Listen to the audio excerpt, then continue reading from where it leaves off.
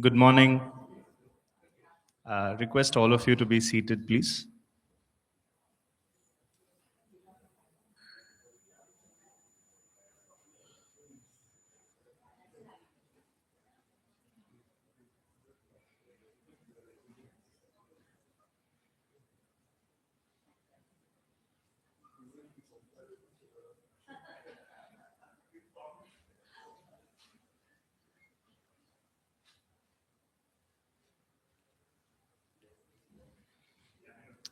Very good morning to all of you. I would like to welcome all of you on behalf of Unnati Foundation. I would like to request Dr. S.K. Gupta, Chief Executive Officer, ICMAI Social Auditors Organization, to start the event.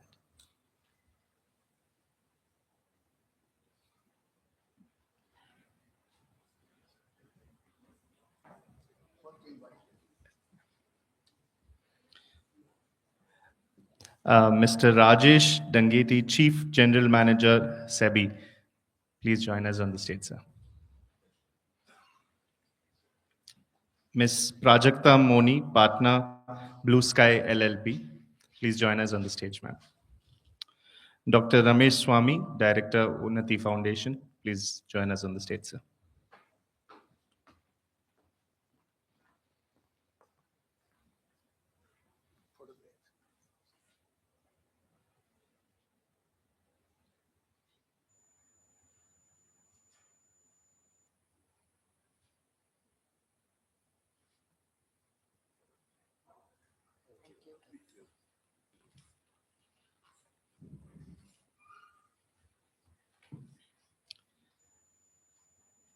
I would like to request Dr. S.K. Gupta to take over.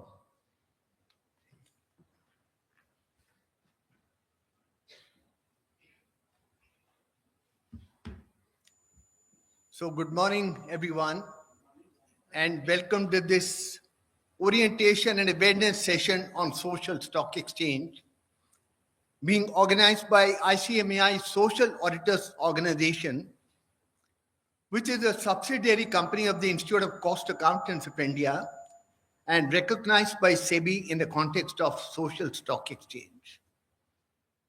We welcome Sri Dangeti, Chief General Manager from SEBI, Madam Prajakta from Blue Sky LLP, Social Impact Assessor, Mr. Ramaswamy, Founder Director, Unnati Foundation, to this particular program, where we are looking at providing basic information about social stock exchange, its evolution, advantages, process of registration and listing, and more importantly, to answer some of the queries that you people may have. So we have structured the program in such a manner that we want to make it interactive so that end of the day, we all take away something from this program in terms of better knowledge, better awareness. Now, to set the context for this program, India is today the fourth largest economy of the world in terms of the GDP numbers. And this is what we have achieved within a span of just about 78 years after obtaining independence. It's a remarkable milestone that India has achieved. 78 years in the life of a nation is not too long a period.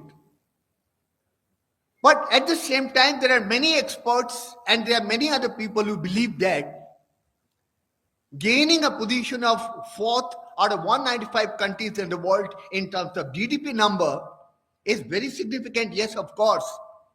But that's not a true measure of the level of economic development of a country.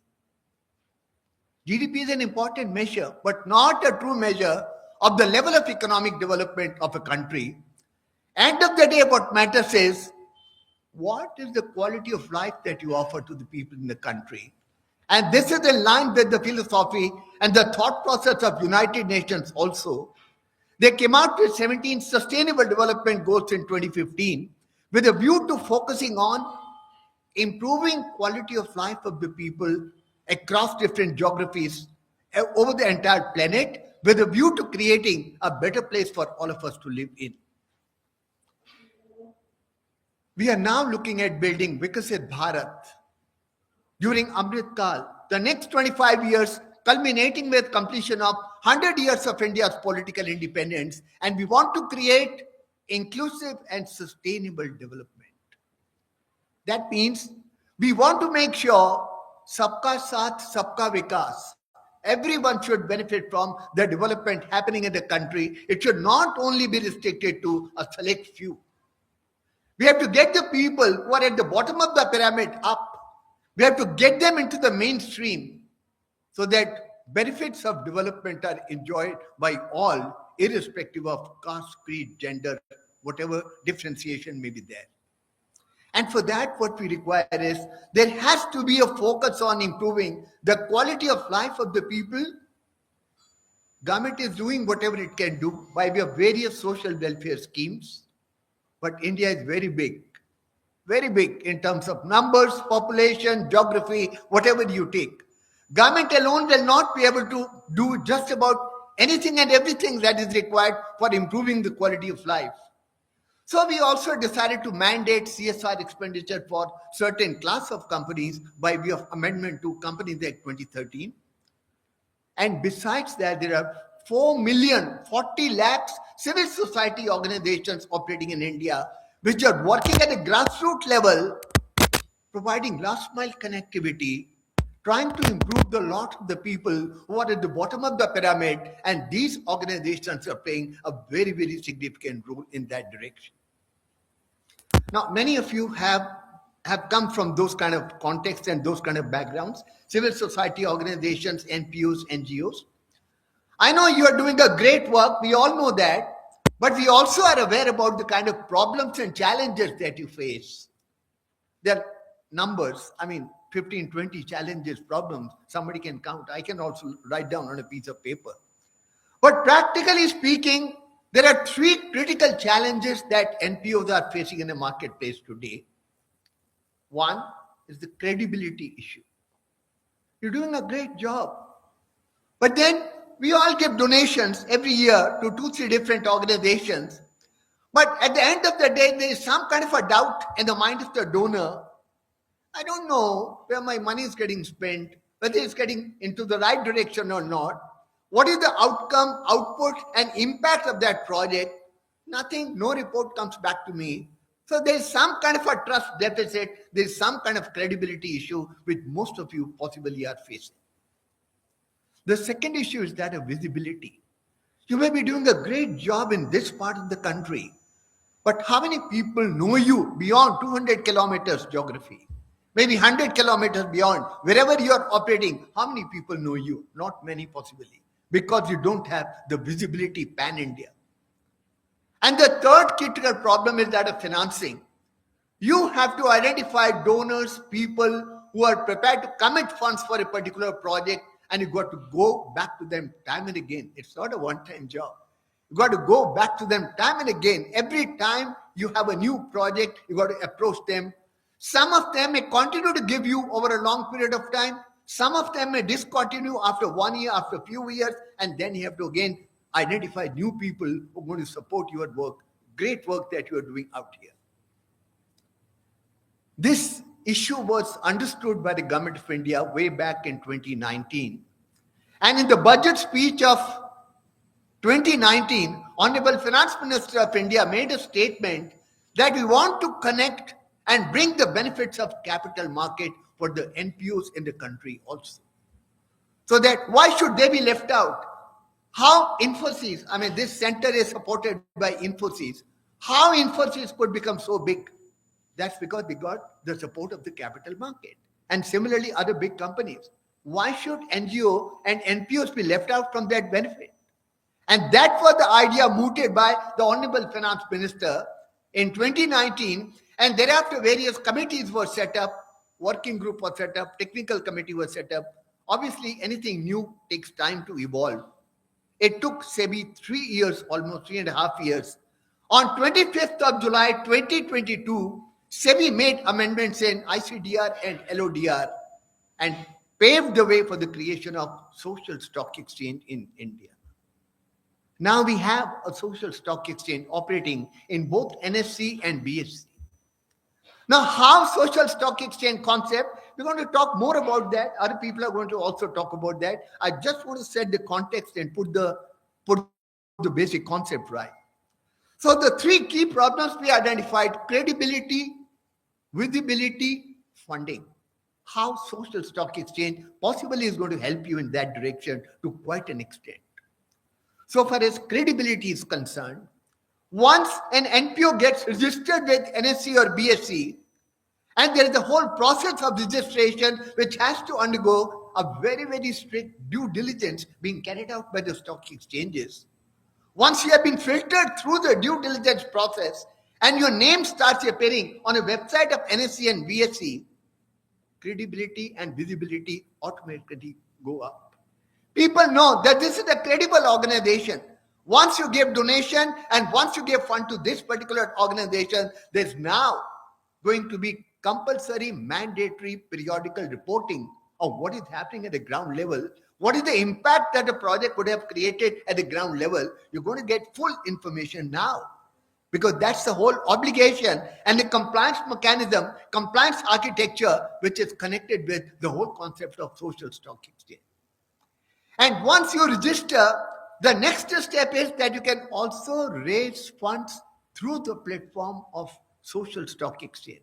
And that process technically is called listing. Registration, listing. For the normal corporates, the process is you can directly list on the stock exchange. But in the case of NPOs, this is a two-stage process. First, you got to get yourself registered, and thereafter, the next step is you can also raise funds by and through the mechanism of social stock exchange.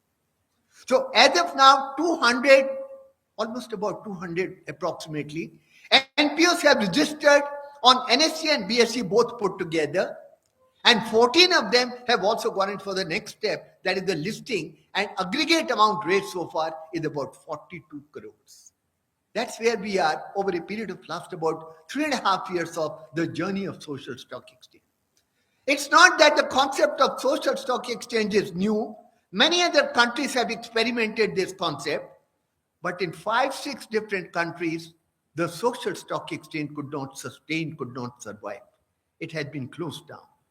There could be many reasons, but primarily the two reasons are, one, that they decided to set up a completely standalone stock exchange with separate infrastructure, which required huge investment, and the size of the market there, the population, the country size, the NGOs, the donors, was not big enough to make the whole process feasible and economically sustainable.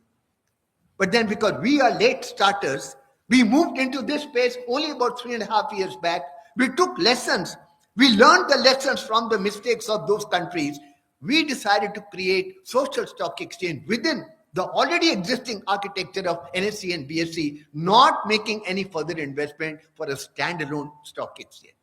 And we have the numbers in our advantage. We have large number of NGOs, we have large number of donors, and that possibly is going to work better for us as the stock exchange process going through. So that's where I conclude my opening remarks here, and I would now request Mr. Dangeti, Chief General Manager from SEBI, to kindly share his perspectives and provide us guidance with regard to the regulatory perspective and the regulatory philosophy behind the whole concept of evolution of social stock exchange. Mr. Dangeti, please.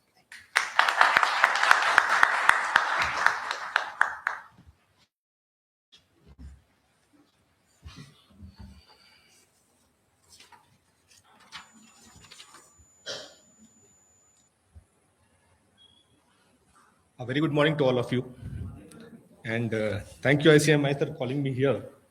And it's indeed a great pleasure to be here in Bangalore for the very simple reason that it's a nice city and it's close to my heart because I had done my studies here. I had done my 10th from KV Hebal. My dad was in Air Force, so he was working in Air Force Station Hebal. So me and my brother did my studies there.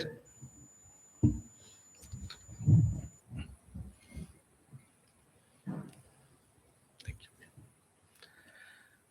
And I do have a lot of childhood memories of Bangalore, and these are all those streets probably where I would have, cycled and had come to those places.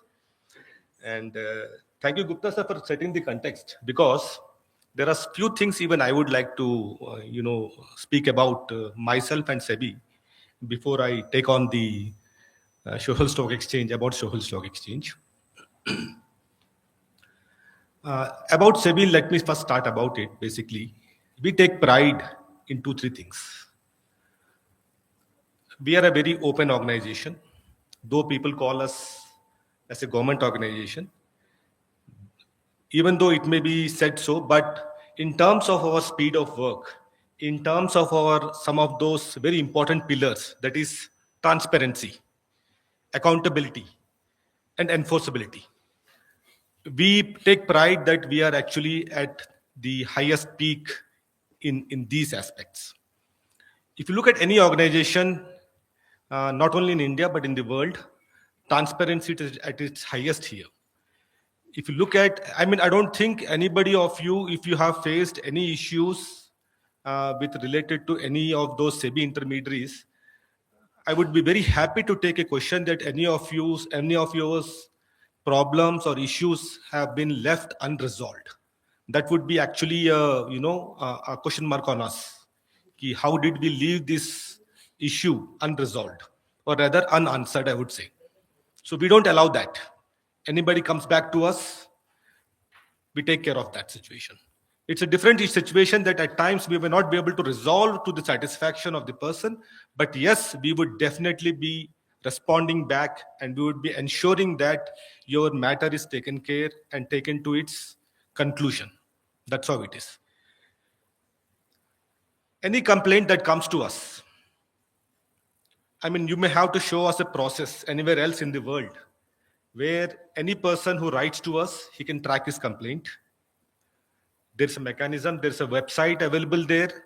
You can lodge your complaint from any corner of the world after putting all those desired information, undoubtedly. And then you can track your complaint. And if you're unsatisfied with the response being given to you, you can push it back. Yes, you can push it back. You will take it up again.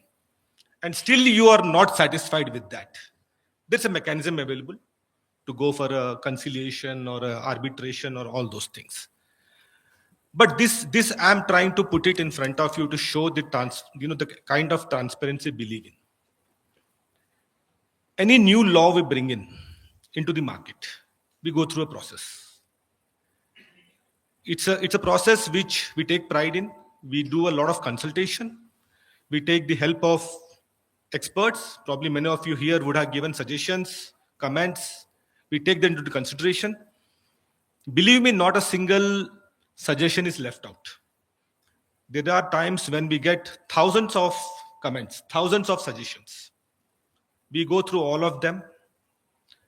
We ensure that all those suggestions are taken to a logical conclusion. Yes, it's a possibility that some of those suggestions might not have been implemented, but it doesn't mean that they have not been gone through. They have been gone through, but probably in the interest of the markets, in the interest of the investors, we find some of those suggestions probably much more valuable than the others, so those are implemented. So it's a very simple way of looking at it, whether your suggestion was looked into or not. Yes, it was looked into. Enforceability. When you talk about enforceability, you can see all our orders on the website. There's not a single order which SEBI has passed which would not be on the website. This is to show that whenever we take actions, we put it on the website. But sometimes it's a setback for us. You may be asking how? Because we have to pass a very speaking order. And we talk about a speaking order, all the modus operandi that has been followed by those wrongdoers will have to be shown there. So what happens? The next wrongdoer knows, okay, this is how the SEBI is going to catch me. So let me be careful about this and let me not repeat this. But we can't help it. This is how the law of the country works. So we have to actually ensure that we put everything in the public domain. And then we have to be try to be, if not, we can't be one step ahead of them. I'm sorry to say that. Sometimes we feel bad that, there is a lot of technology we use, but then even technology, sometimes we may not be having enough technology at our hands. There are so many government rules out there, so it doesn't allow us to, help of all those technology that is available there. But still, I would say we are not, if not ahead, we are at least probably one or two steps behind those wrongdoers. But then there have been instances where, some wrongdoers, probably because of a lack of, I wouldn't say evidence, but technically sometimes they get away with that. So, but that's how it is. Let me come back to the social stock exchange. I thought, let me set the context in the case of how SEBI functions, and you should all be knowing about it, because it's very important that today SEBI has been actually, in every nook and corner of the country, there is so much news about SEBI doing so many things. And about me, the department I work in, it's called Corporate Finance Department. And me and my department takes care of all the IPOs in the country. So any IPO that comes in the country, it goes through me. So you can be sure that we have gone through a good process of ensuring to look at it. There could be a lot of questions on valuations. I know a lot of people would be talking a lot about it, but that's okay. We don't mind responding to all those things. And not only about IPOs, we also take care of all those buybacks. Today the buybacks have come down because of the government of India's change in the policy. Takeovers, any kind of new mergers and acquisitions, that's through a scheme of arrangement, we take care of it. Any delistings, all those things. So all these aspects are taken care by the Corporate Finance Department, including the Social Stock Exchange. Even this comes under us. So we have our plates full. So SEBI works on a very good kind of working and understanding. And like Gupta sir mentioned about SEBI taking a good amount of time in terms of actually introducing the laws for the social stock exchange. Yes, it took some time because it was a new concept in India. And believe me, when we introduce a rule or a regulation into the market, we are very careful. And we look at all the aspects of it, and we try to ensure that when a rule is implemented, it stays there for a good amount of time. If you look, as in terms of today, we have the advantage of technology on our sides. But if you look at SEBI's functioning, we have actually started using technology long time back, right from probably 1990s itself. There was a time when you had open outcry systems, which we converted into something called screen-based trading. So it was much ahead of its times. Then you had depository. Even today, in many parts of the world, you have depository not fully implemented in many countries. So ours is a country which is completely, dematalized. You don't allow a new security to come out unless it's in demat mode. So it's again a part of technology. And so these are some of the examples I wanted to give. So let me come back to this thing. So while many of you would be very familiar with the concept of social stock exchange, let me say that my effort today to place this entire social stock exchange in a broader context on a policy-driven policy, would be all about how have we implemented our regulations and how have we connected to each of you who are working on the ground. So we are the lawmakers. So but we have today here many of you out here who will be talking about what are the various challenges you face and how you have implemented while trying to get listed on a SSE. So all those things, I think they will be explained to in detail. But let me put my context from the side of the regulations and what we are expecting, the markets and the people who are on the ground. What do we expect from all of you? When you talk about India's social ecosystem, we always speak a lot about scale, diversity, commitment. And when we talk about all these things, we know that there are a large number of NPOs out there who have registered. And the data suggests that there are around 3 lakh organizations which are registered on the Darpan, which is the government's portal. But when you have such a large number of organizations registered on Darpan, but there are so many out there probably who are still not registered, they may also have to come into that. But looking at these registered NPOs, which are doing work in the various categories of our various walks of life, which is right from your healthcare, which is to do with your skill development, rural development, sanitation, women empowerment, environment sustainability, and several other priority areas. But actually, are they able to meet their requirements? So what SEBI has done about it? I thought, let me speak something about that. So alongside the scale and the commitment which many of you have shown in terms of running your NPOs, your NGOs, there lies a very persistent challenge, which I think he has articulated very nicely, of those three pillars which are very important. That is credibility, visibility, and funding. So here I am also going to talk something about those things which actually are embedded in the regulations which we have built in terms of the SSE and also in terms of the present process what we have put in place. So a lot of impactful work is being done by you. But what is happening out there, what we feel is that there's a lot of funding being required by the NPOs, and which is always, most of the times, what we have found is always informal, is fragmented, and is actually relationship driven.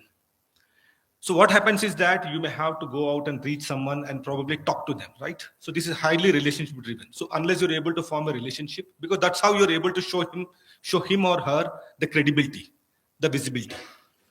So, but then is it sufficient? Because how long and how far can you go on these aspects of trying to do these things on a relationship driven basis?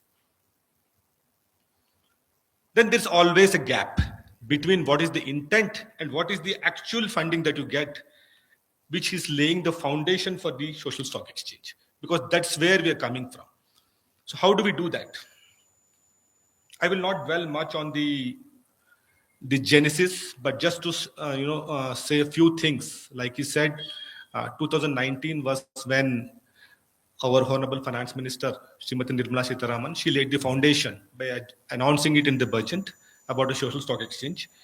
Actually, we were thinking about it even before that, because I was involved in some way prior to that, probably way back in 2-3 years even before that. But it didn't work out actually, because not much work was being done across the various other countries when we had seen there.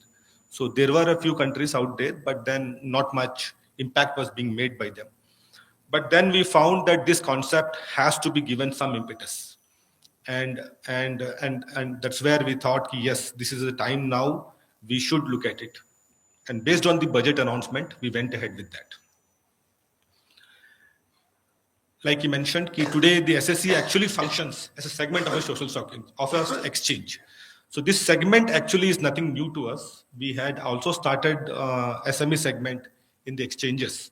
That was also done by our department, where I was involved actually, even setting up of a SME segment way back in 2011-12. And today it's very successful running. So if you look at it, if you look at the amount of time that took the SME segment to flourish was quite some time. So probably around 13-14 years. So, but that was probably times when people didn't understand these concepts. But today you have a big number of people out there who understand this concept very well. So I hope it will take lesser time for the entire SSE to flourish. This entire SSE actually functions on two basic pillars of the regulations. One is the ICDR and second is the LODR. So when we talk about ICDR, it's all about disclosures, and LODR is all about post listing. How do you ensure that the disclosures are periodic, and where it is actually giving a meaningful insight to your donors? What have you done? What do you wanted to achieve? Have you achieved that? And whether what you're trying to achieve is what you have promised. So these are the pillars based on which the disclosures are required to be made. Then you have someone called a social impact assessor. They are the ones who are a third party, independent party, who will actually look at, how actually what you have promised and what you have achieved, is it on the right path? So this is how the entire, the concept works in a nutshell. If you look at the ICDR, it talks about, let me go slightly more granular in terms of what ICDR talks about. ICDR talks about eligibility conditions, who all can be an eligible entity in terms of trying to bring out a issue on the SSE segment, and what are all the permitted activities which are aligned with the national development priorities, and what would be the disclosure requirements at that juncture at the time of the fundraising, and what would be the conditions which would be governing the utilization of the funds for which the funds are being raised. So these are the ICDR, these are in a nutshell, this ICDR provides these kind of requirements. So if you want to go into detail of it, yes, I mean, there will be some, I hope these are being covered in a very good way to take care of the requirements of what this thing. Yes, I think so that will be there. Then you look at LODR. That is, I'm sorry, I didn't, what do you call, expand these terms. I hope all of you understand. If you want, I don't mind expanding. LODR is all about listing obligations and disclosure requirements. It's the regulations which SEBI makes and which enforces on the companies which list on the exchanges, including the social stock exchanges. So when we talk about the listing obligations, subsequent to you getting listed on an SSE, you will have something to do with the periodic disclosures which which you have to make, the reporting of how much funds have been utilized, then the ongoing compliance requirements, whatever is required in terms of the various regulations under the LODR, those things, and the most importantly, the social impact reporting, which I talked about. So that is the most important part. Normally, when you talk about a listed entity, you talk about its financials. But unlike a financials in an NPO, when you talk about the NPOs, they will be required to look at the social impact. How have they reported and how have they given the assessment in terms of the funds utilization and the requirement of the issue when they raise the funds? So this is the very impact, and the impact outcome that actually gives a good amount of credibility. If you show that the impact outcome is what you had promised, it actually improves the credibility of the company. From the perspective of SEBI, we have been consistently actually ensuring that in case a new suggestion comes to us in terms of any problems being faced in any segments of the exchange listings, we are here to actually listen to them. Similarly, in case of an SSE, whatever problems you have, we would always like to hear that. And we have always demonstrated a fantastic ability to actually listen to the stakeholders, give our responses, and probably bring in the changes, desired changes, and the required changes to the regulations.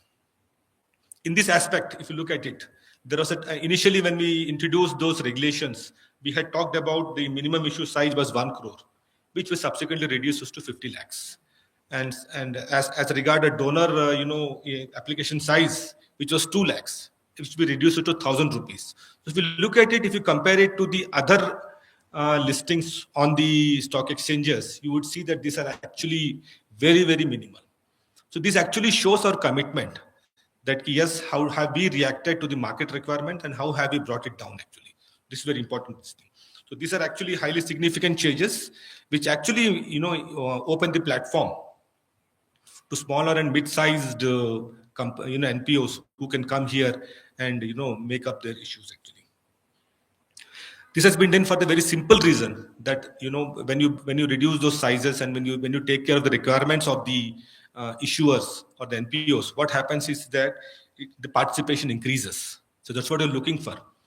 So, but today, the participation has not, reached a stage where I would call that, it is something which we can say that yes, we achieved a good amount of participation. But yes, probably we are on the path.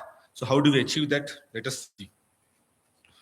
So, sir, what figures I have and probably what you had is slightly different, but maybe one of us is, having the right figures, but doesn't matter because this is all about not only giving out figures to you, but also actually trying to ensure that this shows that where we are and where we need to reach. I understand that around 100 NPOs are registered on the exchanges, and around 14 have completed their listing and raised funds, and there are many in the pipeline. What we understand is that probably around another 15 are there in the pipeline who would be liking to, would be wanting to raise funds. But then is it sufficient? Has it reached a flashpoint where we can say that, the good amount of NPOs, I mean, such a vast country. In terms of geography, in terms of population, in terms of GDP, like I said, I mean, we are so vast. But why are we still behind in this fundraising? So you all have to think through that. and do something about it. Now, from the perspective of benefits to the NPOs and to the donors and to the entire this social ecosystem, let me talk about a few things. When I talk about NPOs, those non-profit organizations, the SSE offers, more than just fundraising. It's all about registration on a SEBI-regulated platform, which itself gives a lot of credibility. It signals to the donors, that yes, all those donors who can be institutional funders, who can be individuals, that the organization follows the recognized standards of governance and disclosures. Because on a listed on an exchange, when you list, actually it gives that kind of credibility, which he has put it in nice words. I'm trying to put it in a slightly regulatory terms. This apart, when we talk about raising funds, this platform actually ensures, a structured project-based fundraising, which helps you to move towards, away from those ad hoc donations. What happens is that, a lot of you must be getting through ad hoc donations.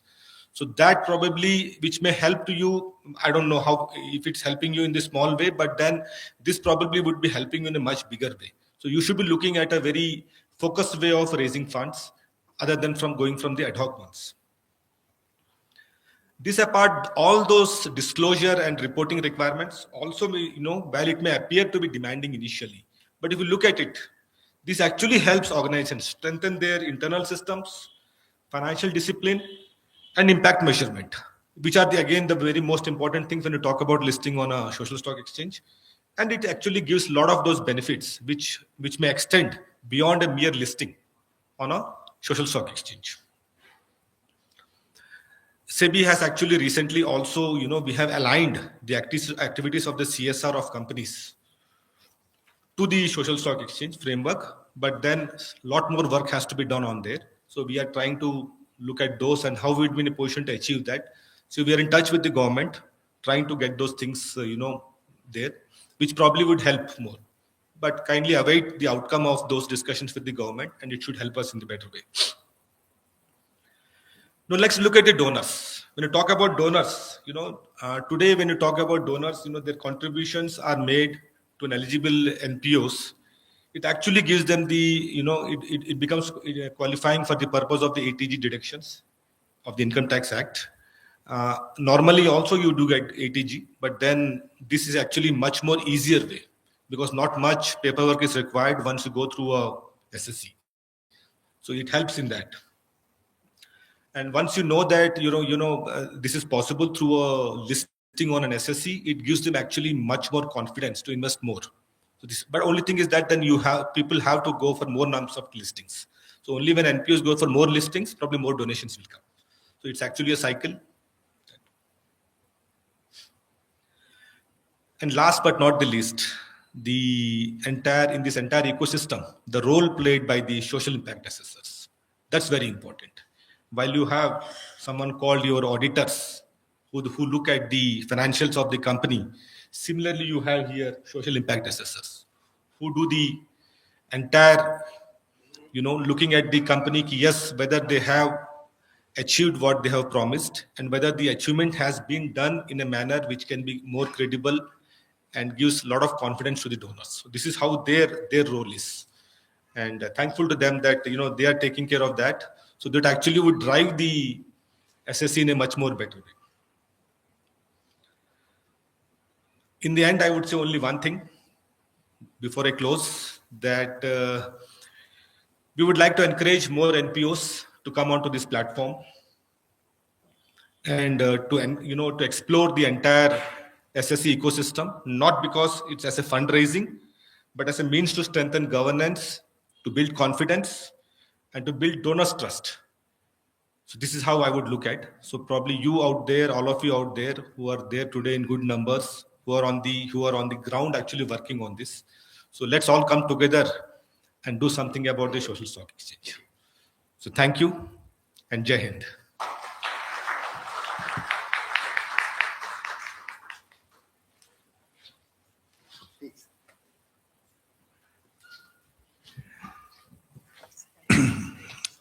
So good morning to all of you all and welcome to Unnati.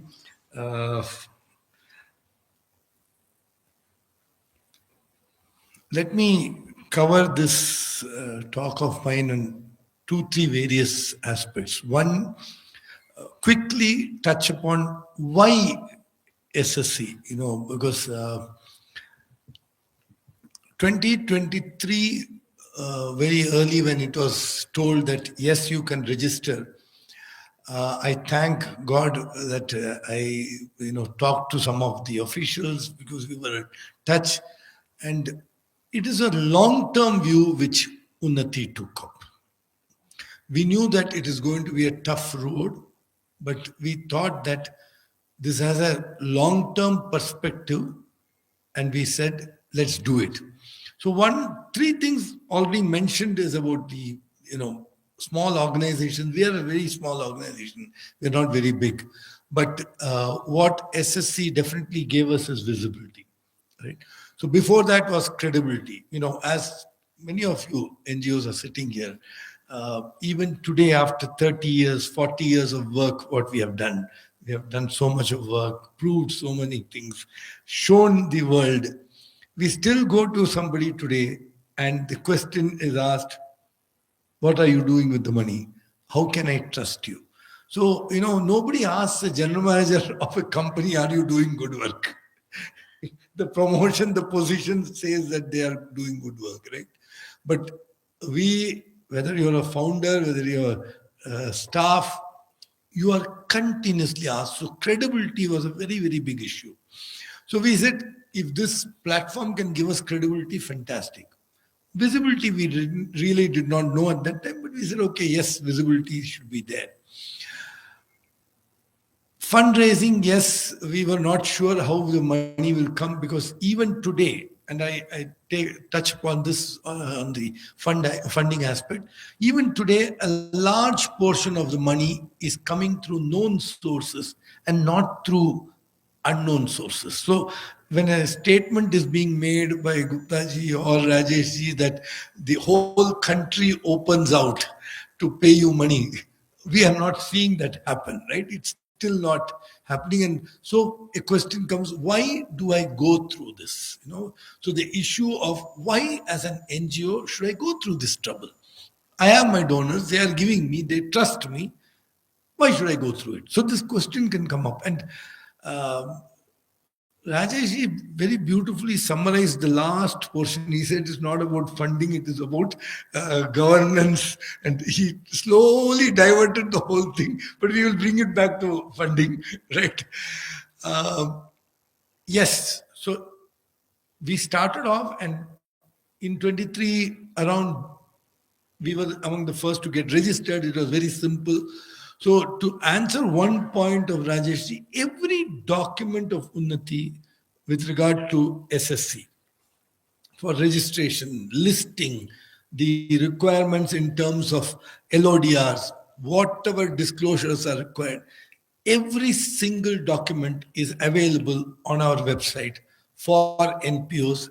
And I have to tell you this, I'm so glad we did it because so many people, so many NGOs across the country have benefited.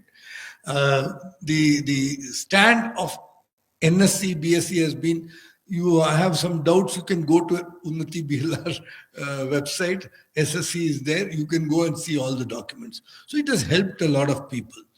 And DFRD, everything. We just filed the third DFRD, third listing, which happened on 24th. We have filed it.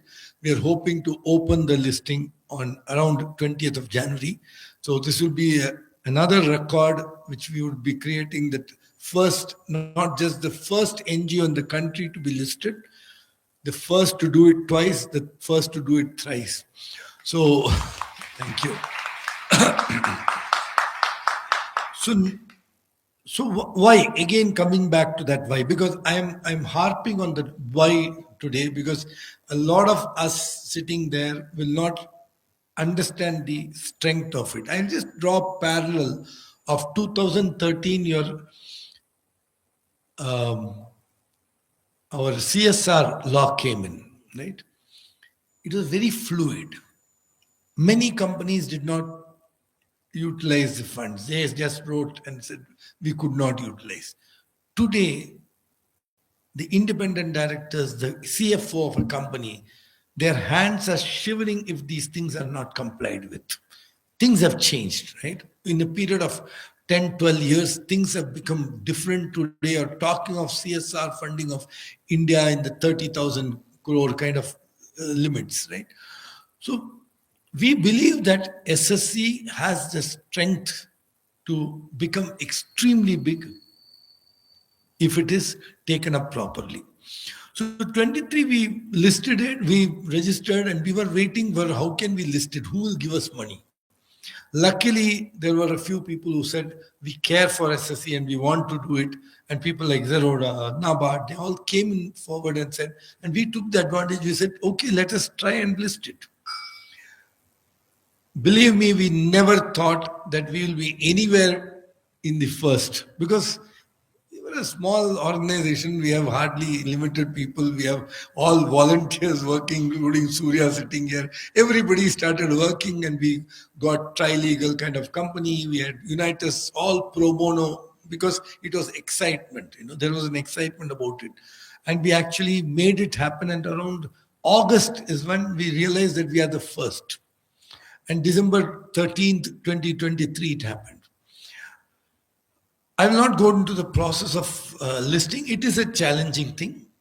You require a legal people to help you because it has a legal language to be put in. So if you read the DFRD, many things. But I must say that, many people can have many views about SEBI, how, stonewalled they are across the country and all that. But we could talk to them continuously, and it happened. Whether it was the issue of NCS, it was LODR issues of peer review, so many aspects, within hours or days, it used to get sorted out. And that is why we could actually file our first DFRD on 25th of August, 2023. So hats off to SEBI and the stock exchanges who were at it, who were pressurizing SEBI. Because many times, as I told you, it's a stonewall. You cannot talk to them. But there were cases when SEBI used to call up and say, what is it exactly? We are not understanding. You're a lay person. Whom should we talk to? Who is your lawyer? Who is your merchant banker? Let me talk to them and understand your issue. And they sorted it out. So kudos to their proactive approach. This happened. In the process, what happened was 2022-23, Unnati was just trying to grow, and we did achieve 25,000 youth, 28,000 to be precise, during that year. That was the first year when we touched 28,000. But what happened during the 22-23 and SSE, everything was our impact measurement presentations improved. As an NGO, tell me one thing. Has your auditor ever in your career signed the balance sheet even 10 days before the last date? It will happen only the previous day before the last day. That also we have to plead with him. The book should have reached him in April or May. He will sign it on 29th of September, saying that, sir, too many things are there, sir. 29th September night, he is signing for us, and we are filing it on 30th. Right? Suddenly, things are changing. We told our auditor, sir, I am listed. Oh, you're listed. Oh, then I have to be very careful. Oh, then I will put one person. We will do quarterly reviews. And then come by February, I will do till December. April, I will complete it because May 31st was the last day. Right? So the bookkeeping improved. Our governance improved. My entire staff suddenly looked up, oh, we are doing something great. Right? So what they had to do probably tomorrow, they did it today. So things internally changed. Our own understanding of impact measurement changed. And I must credit it to Prajakta and Blue Sky, Jyotsna, for teaching us a lot of things. They said, you are not, why are you not capturing this? Why are you not capturing this? Why are you not doing this? So we learned so much during that 22-23. And that helped us when we presented our 24 years to companies, it helped us indirectly. I wouldn't want to say that companies gave me money because of this thing. I don't think that has happened yet. Because one of the areas where probably we should be doing much more is who NGO knowing about SSE is one aspect of it. I feel that NGOs will definitely come into SSE when they start seeing money. Right? So whom are we supposed to educate? We are supposed to educate the companies, we are supposed to educate the CSR groups, everybody, because even today a CSR person will ask us 100 questions in spite of our being in this. He still asks, right? So at no point of time the companies, the regulatory in the company, the compliance officers in the company, the CFO, the company secretary, they still have not understood that SSE, if you are there, you have at least crossed 60% or 70% of the hurdle. We still don't have that kind of credibility established. So it is definitely an important thing that companies understand it than the NGOs. We are concentrating on the NGO part of it in a very big way. And I think NGOs know about it, but they are not ready to jump in just because the money is not available. So the companies come into that. So one of the important aspects of that. So when we presented it much better.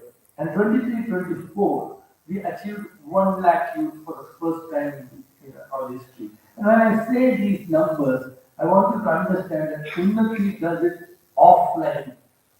This year, 25-26, we are attempting 2 lakh youth across the country offline. No organization in this country can boast of that. There is no question about it. We are doing offline in 14 states.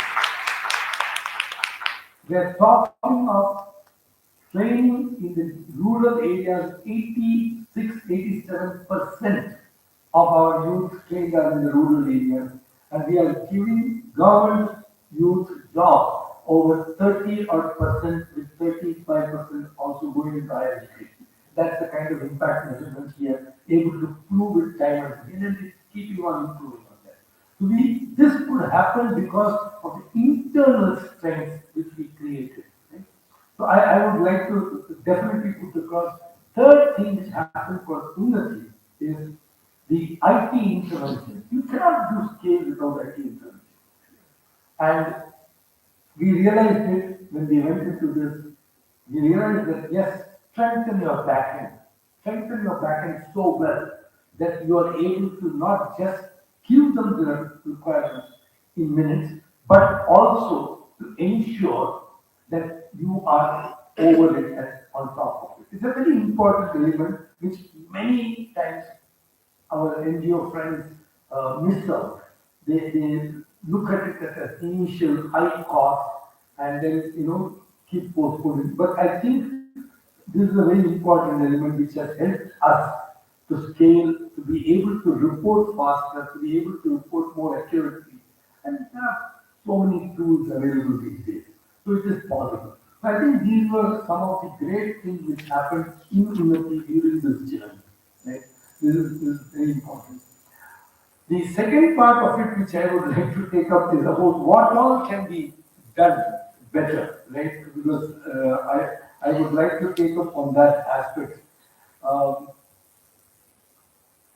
So one, I am repeating, does the donor recognize? Does the donor recognize SSE listed organization? We talked about registration.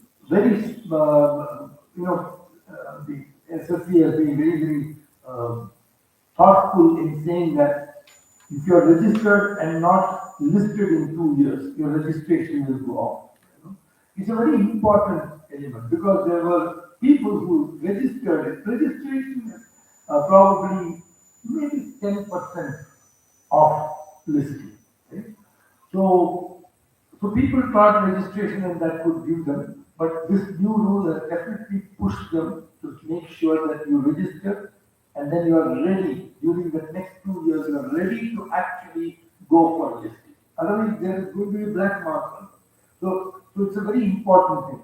So I would suggest that we should look at how do you popularize this among donors, companies. Of course, you mentioned in a fleeting remark that CSR and then what is the kind of shape it is going to happen, where it is, how much it is going to happen. We are yet to go there. In a country where a person asks, sir, your life insurance policy, what is the tax benefit I will get? When it is covering your life, sir, it is a necessity, sir. If something happens to you tomorrow, your family is taken care of. Ah, yeah, all that is perfect. What is the tax benefit? In a country where somebody is buying this beautiful ad, it was a beautiful ad, he is buying a yacht, kitna deta hai, in terms of kilometers, the oil. Yes. So, I cannot imagine that we have a donation thing. You mentioned ATG. Parallelly, if you see the finance ministry is talking of 92% getting into the new regime. Where is the ATG? It's not there. Right? It's no longer there for anybody. So the ATG is a redundant thing for anyone. My point is, how do you attract a person from Assam to give money to Unnati? Two things. One, credibility, which is again I'm saying the donor has to know why he should look at this platform and donate. Second, where is the incentive? Where is the incentive for a donor? Sir, my donor gives me not because of SSE. My donor does not give me 1 rupee because of SSE. He gives me because he knows me for 30 years, he believes in me, and he has total trust in me. Who has to give me money? Somebody from Assam has to give me money. He does not know about SSE. He is not getting any benefit. He says, I will give my 10,000 whether I give it to Unnati or to the local person, somebody in Assam. So, what is the difference? So, unless you give some kind of income tax benefit, whatever rule it comes under, I understand that ATG is different, but you had a 35 CCD when you gave 35, so there is a 35 CCD even now available. So there are various clauses. Why can't you look at a clause where you bring in for SSE?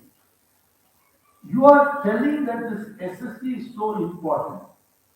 As a country, you are saying, for me, SSE is so important because I want 30,000 crores to come into SSE and then get into the market, so that I can measure the impact of that 30,000 crores.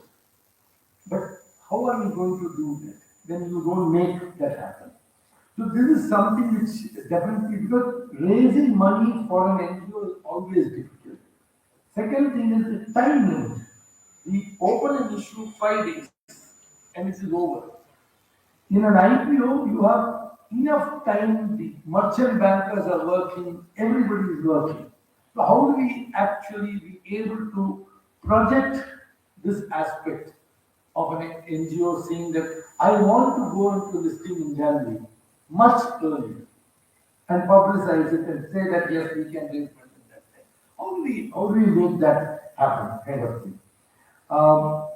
I don't know how many of the NGOs here have faced this issue. We have started facing this issue. There are many big NGOs, they will tell you this. Companies have a compulsory audit of their CSR when they give over 1 crore. Companies now are telling, if I am a big company, I am giving 10 NGOs 1 crore, 10 crores. They have to do impact measurement of 10 NGOs because they have given over 1 crore. Rajitmaji is reasonable with us. I don't know about who's saying, but the companies tell that the impact measurement cost for them varies from 5 lakhs to 10 lakhs per organization. Now, a CSR company who is spending 10 crores has to spend additional 1 crore to complete the audit of the organization where they have paid more than 1 crore. The CSR company says, why should I do this? Can I not give this 1 crore to one more or two more institutions and avoid it or give it 98? Now I am getting 99 point this one as my request for proposals. Right? They don't want to cross 1 crore. Now tell me, why can't we look at SSE as a special thing and say, if you are in SSE, you are listed in SSE, and you get up to 5 crores, no need for any compulsory audit, we have taken care of it. Why can't we look at something like that? Because that is going to save a lot of money of the CSR, and it also talks about how you value SSE. It's not just about we valuing SSE. You cannot tell that we value SSE, we are talking of SSE, SSE is a big thing from the government side, and you don't actually showcase that yes, you care for it. So it is very important for you to look at this aspect of compulsory audit of an NGO for 1 crore plus. Can we do something about it? And of course, the most important, the CSR, and I understand that FCRA cannot happen. All due respects to issues across the country, FCRA cannot happen. But at least this part of the compulsory audit can be looked at. So these are some of the thoughts which I thought I would put across, and thank you for all of you all on behalf of Gupta ji and Unnati for being here today, participating. I believe that this session could do a lot of good to the society, to the NGO world, and I look forward to many more questions from each of you all to be taken up later. Thanks a lot. Thank you. May I request Pradeep ji from Blue Sky to give a presentation, but I would request if we can go down. Yeah, sure. Yeah. Can take it forward. Rajesh, take out the chair. Move.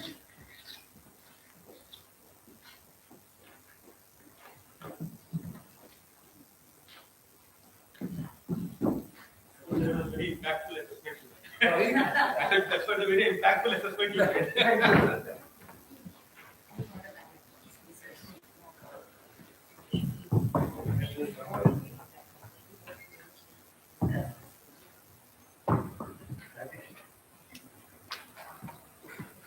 Yeah, I think I have to just bring on the PPT because the fonts may not be aligned for a boardroom, as we call it in the PPT parlance.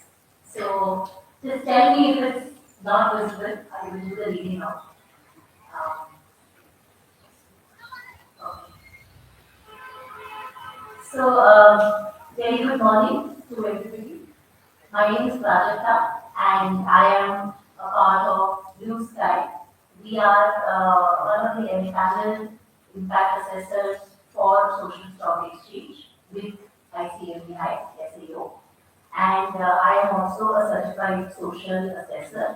As Sir said, Ramesh sir said, I have conducted the impact assessment for the Unnati listing. So it's always a pleasure coming to this office and to meeting all the folks here.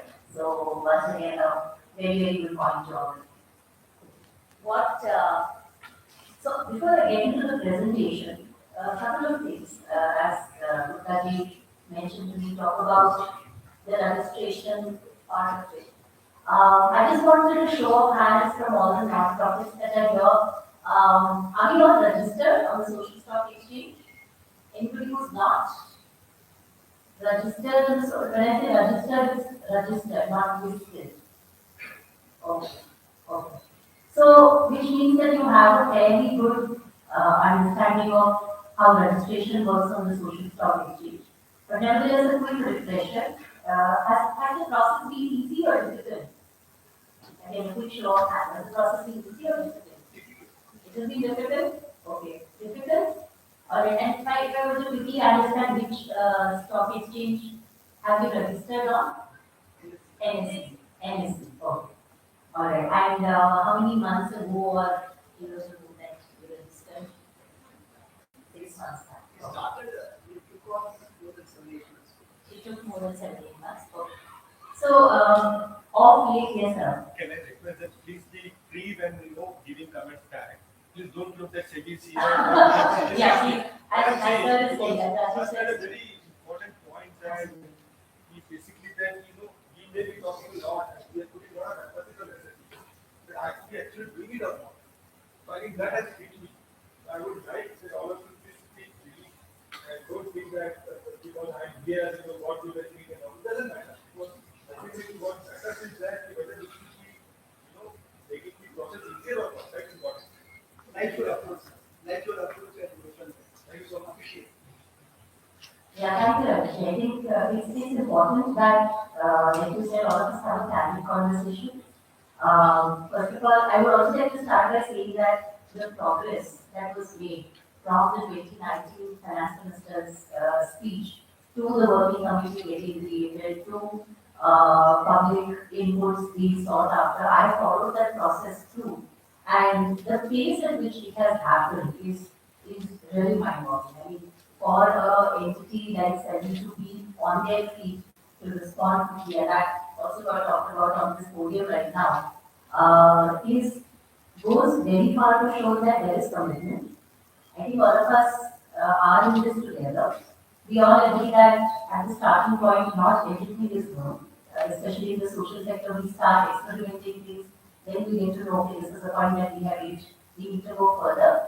And so it's very much a co-creation process, and the kind of partnerships that SEBI has encouraged for the social sector to come forward or organizations such as ourselves to come forward and contribute is really, very significant. So on behalf of the entire community working in the social space, Arishi, I definitely want to thank you.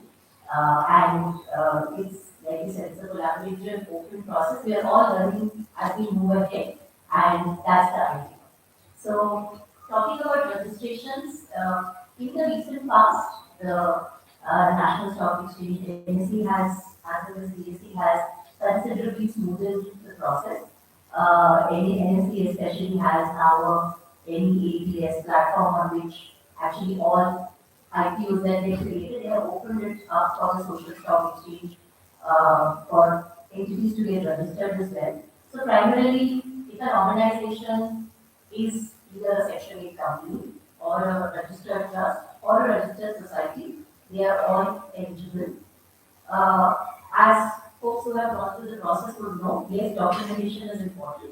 Legal, compliance, all of these documents, if they are already in place, it's very easy. I have personally assisted two organizations to do their registration, and what was very clear was that if you have the documents being filed again year after year, you just have to go back, pull it out of your file and make them available.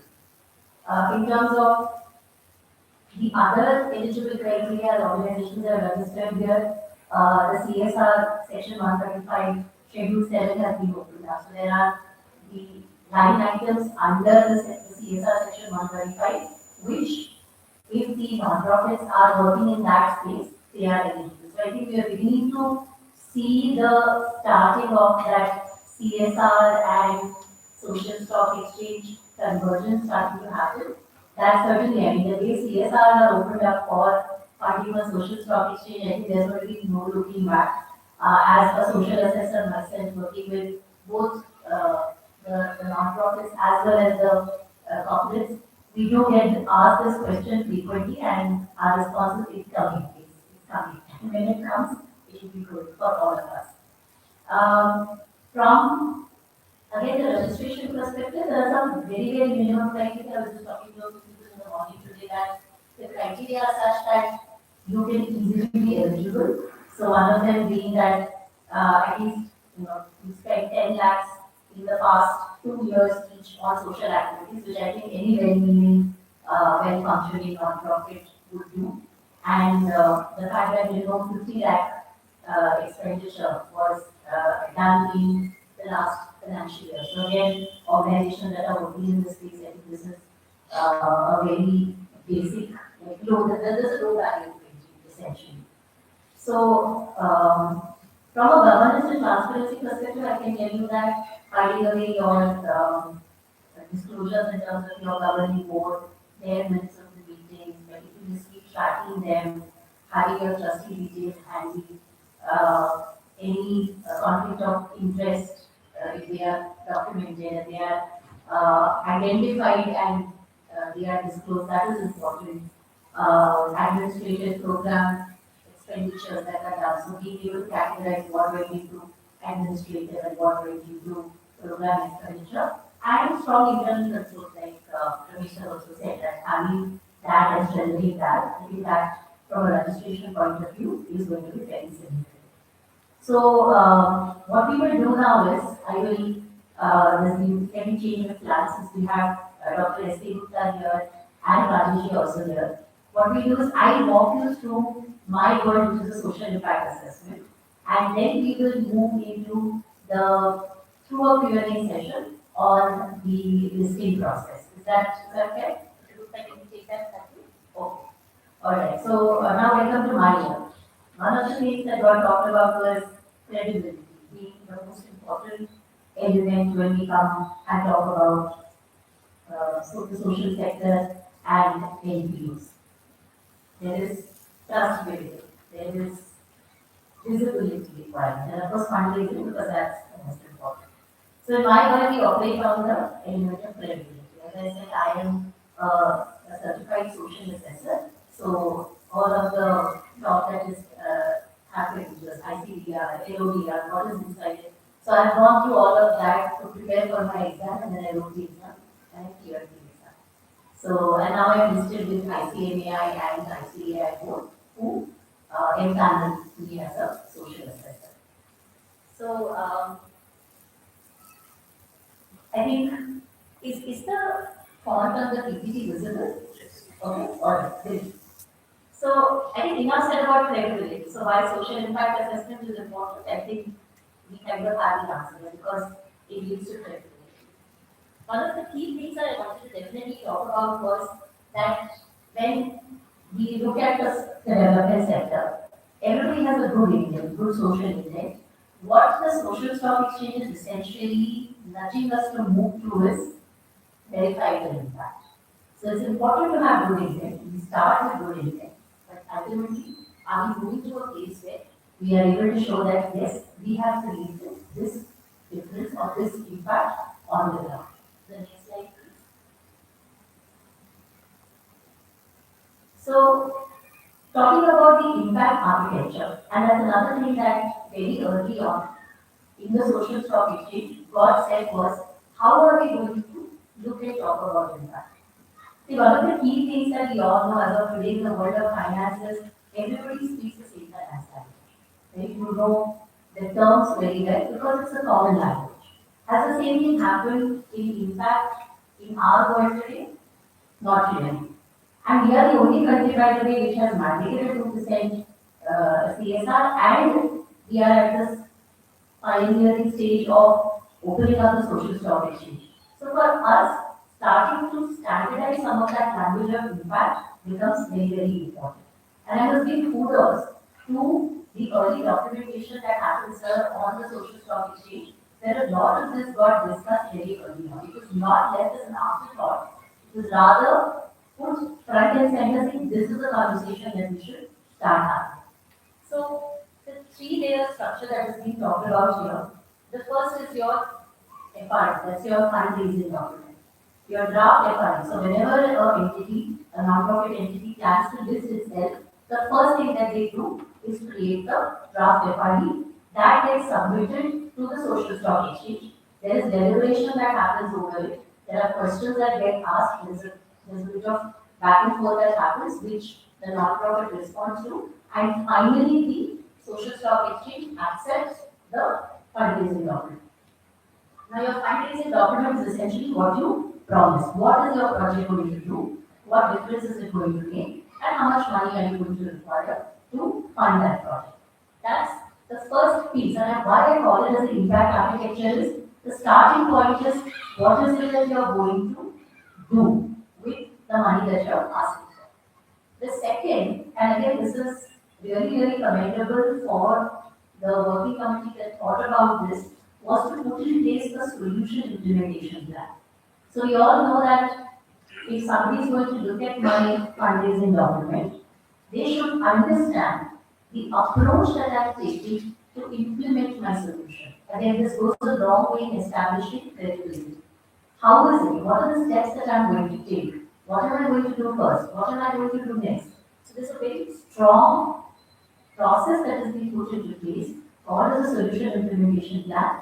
And I exhort the groups that are the NPOs that are planning to list is to pay detailed attention to developing this solution implementation plan. This becomes a part of your fundraising document for you to tell people how is it I'm going to deliver. And the last piece of it is, of course, impact reporting and assessment, how impact is going to be verified. Now, as a social assessor, certified social assessor, I do not get the ease of conducting the social assessment whichever way I want.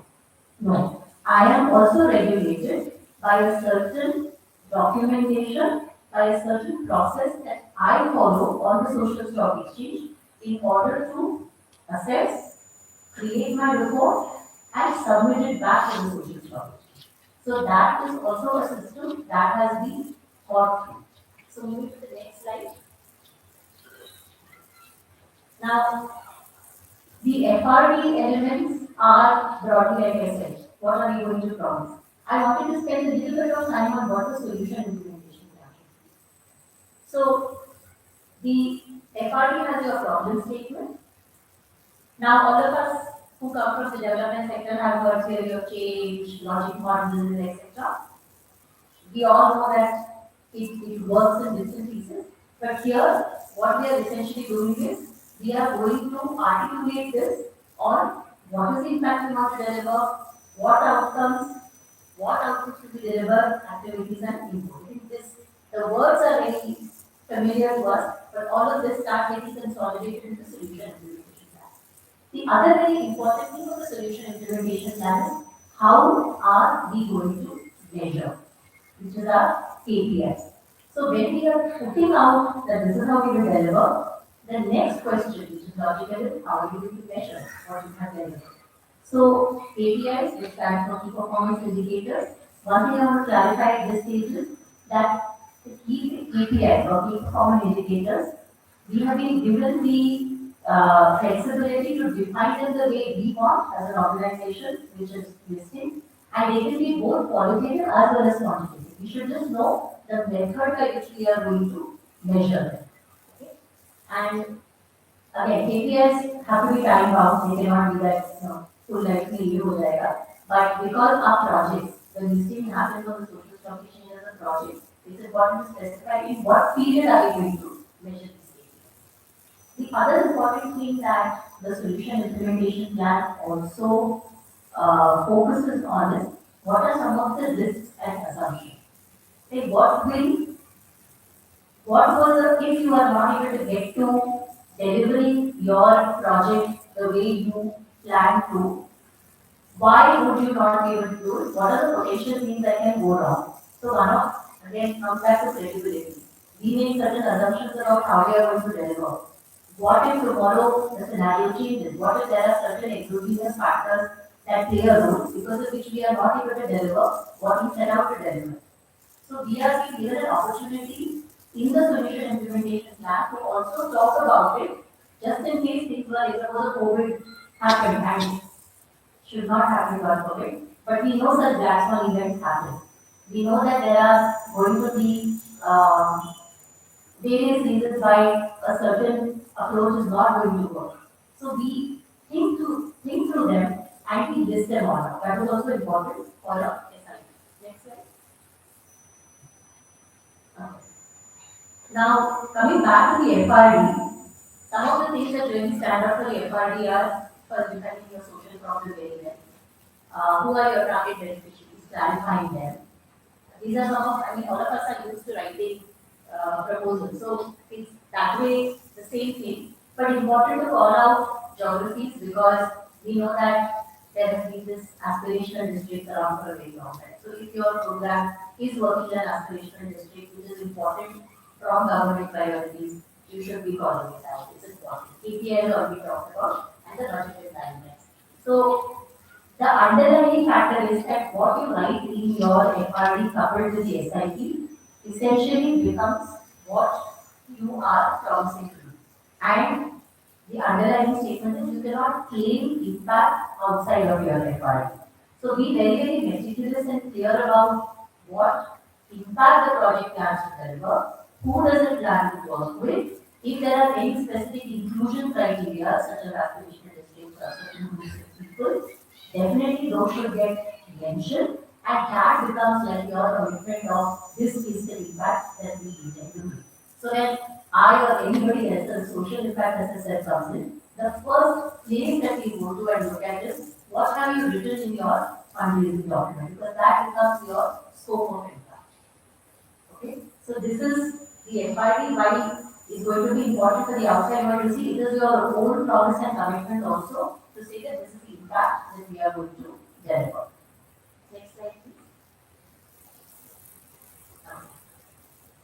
Um, some of the pointers to keep in mind as a social assessor, I would definitely look for that.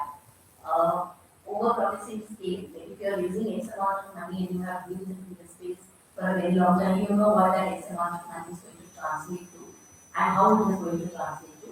So let's be very specific about what we are promising in terms of scale and be it says over-promising, but basically be sure that what we are committing that will be delivered. Specific outcomes that we talk about, let's also start using language where it gets more specific, using words like empowerment and upliftment, while they are good to hear, to be here, when it actually comes down to the brass tacks of whether we have delivered what we set out to deliver, they don't really serve us as individual lens I already talked about.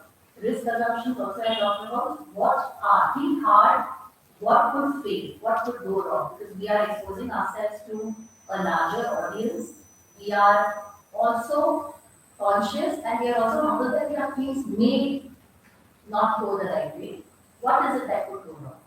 And verifying KPIs, which I also talked about. That they could be qualitative, they could be quantitative. Let's not worry about that. But what's important for putting out the KPIs is a message that yes, we are able to measure this and this is how we will measure it. To give you an example of a qualitative KPI, let's say I'm working with a group of students in a school and we are working on entrepreneurship as a topic. And I know that by doing 1 year worth of program, it's not going to make them entrepreneurial in a year's time, right? But in other ways that I can start understanding what are the small behavior changes that the students have started making. Have I set up a mechanism to start observing those changes? For example, I could ask the teacher in the class teaching this program. Is it on? Am I audible? Okay. The teacher to start observing certain traits and to keep marking those. That's a good enough KPI to begin with when we know that it's not going to be very quantitative in nature. But the bottom line is we need to know. We need to say that this is a kind of KPI that we are going to be able to measure. Move to the next slide, please. Yeah. Now, like I said earlier, that when the social stock exchange thought was being put together, a lot of work has happened upfront on how we should be talking. So I want to all of us to get familiar with these three forms, which are very important, which are part of the SSE mechanism. There's the form 2.1, then there's a form 1B, sorry, there's a form 1B, then there's a form 2.1, and then there is a form 3.1. Now, all of the entities which are only registered and not listed have to mandatorily annually fill the form 1B. Now, let me clarify standing on this podium because I get a lot of requests. Is you do not need to, at the peril of me losing some money, you do not need to get an external agency such as mine to do your impact assessment if you are only registered. You have to do a self-assessment. And in the form 1B, it is very clearly listed as to what are the different aspects that you need to submit on. You need to have your financials, you need to have your governance, you need to have how you're talking about impact, what's the magnitude impact you're aiming to talk, what entities are you mapping to, what are the different activities that you have done. And I'm saying it one more time, it is self-report. So there is consideration in the stock exchange, social stock exchange to understand that if you're not listed, they're not going to make it very difficult for you from a compliance standpoint. You self-report. That is what the form 1B takes care of.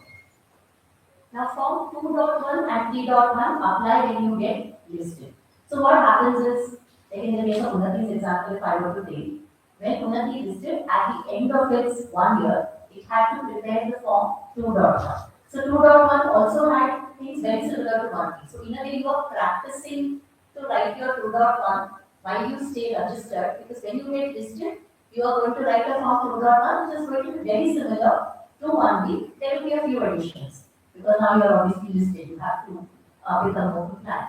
So here too, you are talking about at your project level, you are reporting what activities did you do against your solution implementation plan, what have you achieved, and what has been your reach based on the money that you collected, how have you utilized the money, all of that goes into the 2.1. So as a, yes sir. What will be the variation between 1B and 3.1?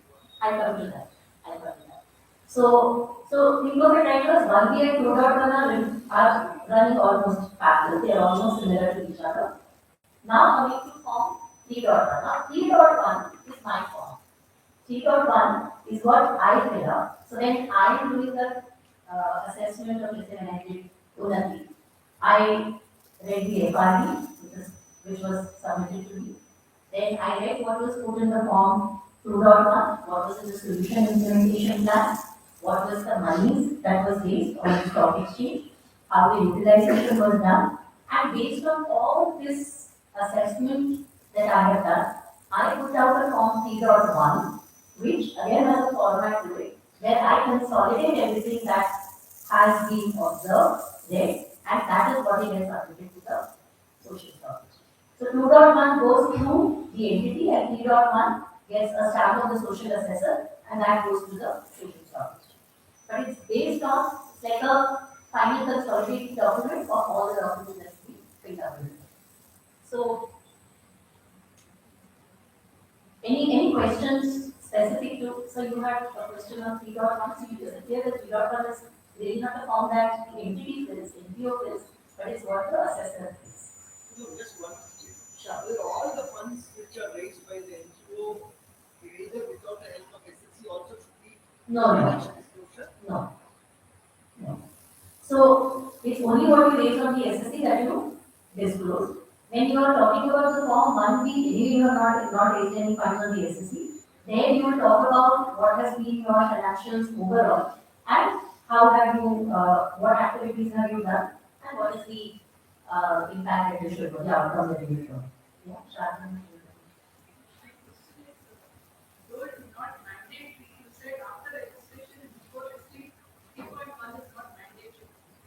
3.1 3.1 is not mandatory, you are just registered and not listed. Yeah, 3.1 is not applicable if you are just registered. But isn't it good to have, suppose you are planning listing, you suggest that voluntarily if you do this from a third party assessor, your credibility improves and your possibility of getting attracting funding is that is it good to have practice? It's absolutely true. In fact, when you start the listing process, at that time you will need an impact assessment to be done as a part of the documents that you submit. My point was earlier, which was on the 2 years time to still list, right? So if you are annually going to renew, then your Form 1B, which is self-declared, it doesn't need to have any assessment done.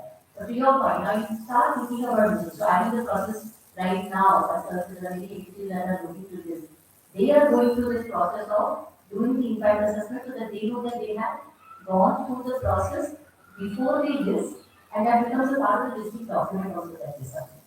So this is the difference. Thank you. Moving to the next slide, please. Okay. This is a little bit further, sort of double click on the 2.1 form. What the NPO fills in terms of the 2.1, which is program progress, KPIs, outputs. Section C is where I as an assessor start filling. The 3.1 is like a final culmination, but in the section C, the independent validation starts. So when we undertake an impact assessment for the forms that are submitted, we conduct our whole validation in terms of one, we ensure that there is a independent assessment and surveys and field validation done with the beneficiaries. So we will take a sample of the beneficiaries and we will talk to them. So we collect our own data independently. We will validate it against what has been submitted by the non-profit in the sections that we would have written up. We will identify there are any gaps, there are any risks that we come across based on what we have observed and the recommendations. So the section C is far more detailed. The 3.1, like I said, is a culmination of all of this together. And what we will look at in the section C is, like I said earlier, the solution implementation plan has to be aligned. There are something called as SAS standards. There are social audit standards that were created again as a part of the social stock exchange ecosystem. There are 16 such standards. I would encourage all of us to go back and read up those standards. They are available on the internet. There are 16 standards. So depending on which standard is applicable to you based on the program that you are running, definitely look at there are guidances given on what are the kind of KPIs you can construct, what are the kind of assessment that will be done. It's a good guide for anybody who's setting up their KPIs in an organization to refer to because that is my audit standard. When I am going to do an assessment, I am going to look for does it align with the SAS standards or not. KPI appropriateness, we talked about that. Yes, sir. Kumar. Regarding section C, any reassessment is there for this grant and recommendation. Would you give the report? Any reassessment requirement is there? By reassessment, you will get a report. The total has come. Would you give a recommendation whether that has been implemented or not implemented or what is the Yes. Any reassessment is there? There is now in the case of if you continue to remain listed, like if you are doing second year, third year listing, we will go back and we will look at those recommendations if they have been incorporated. So this is starting point of our reassessment. Yes, because you will be submitting your last assessment report along with your next FRE. So any recommendations that were made there, you will have to give a point by point assessment of what recommendations have got implemented. Okay, if they have not been, the reasons also. Recommendation is based on system gas or Recommendations are based on the program. If for example, when we are conducting the independent assessment and we have done some valuation with the beneficiaries, our understanding comes up to be slightly different than what was noted in the form. Then we will come back with those questions. And if there have been observations on either the reach or the quality of the program implementation across the geographies that have been stated, those will cover us that we need to be strengthened. So those need to be worked on during the next FRE that is created. So it becomes a cyclical loop, basically. We're not dropping what we did earlier, we're picking it up and we are progressing further.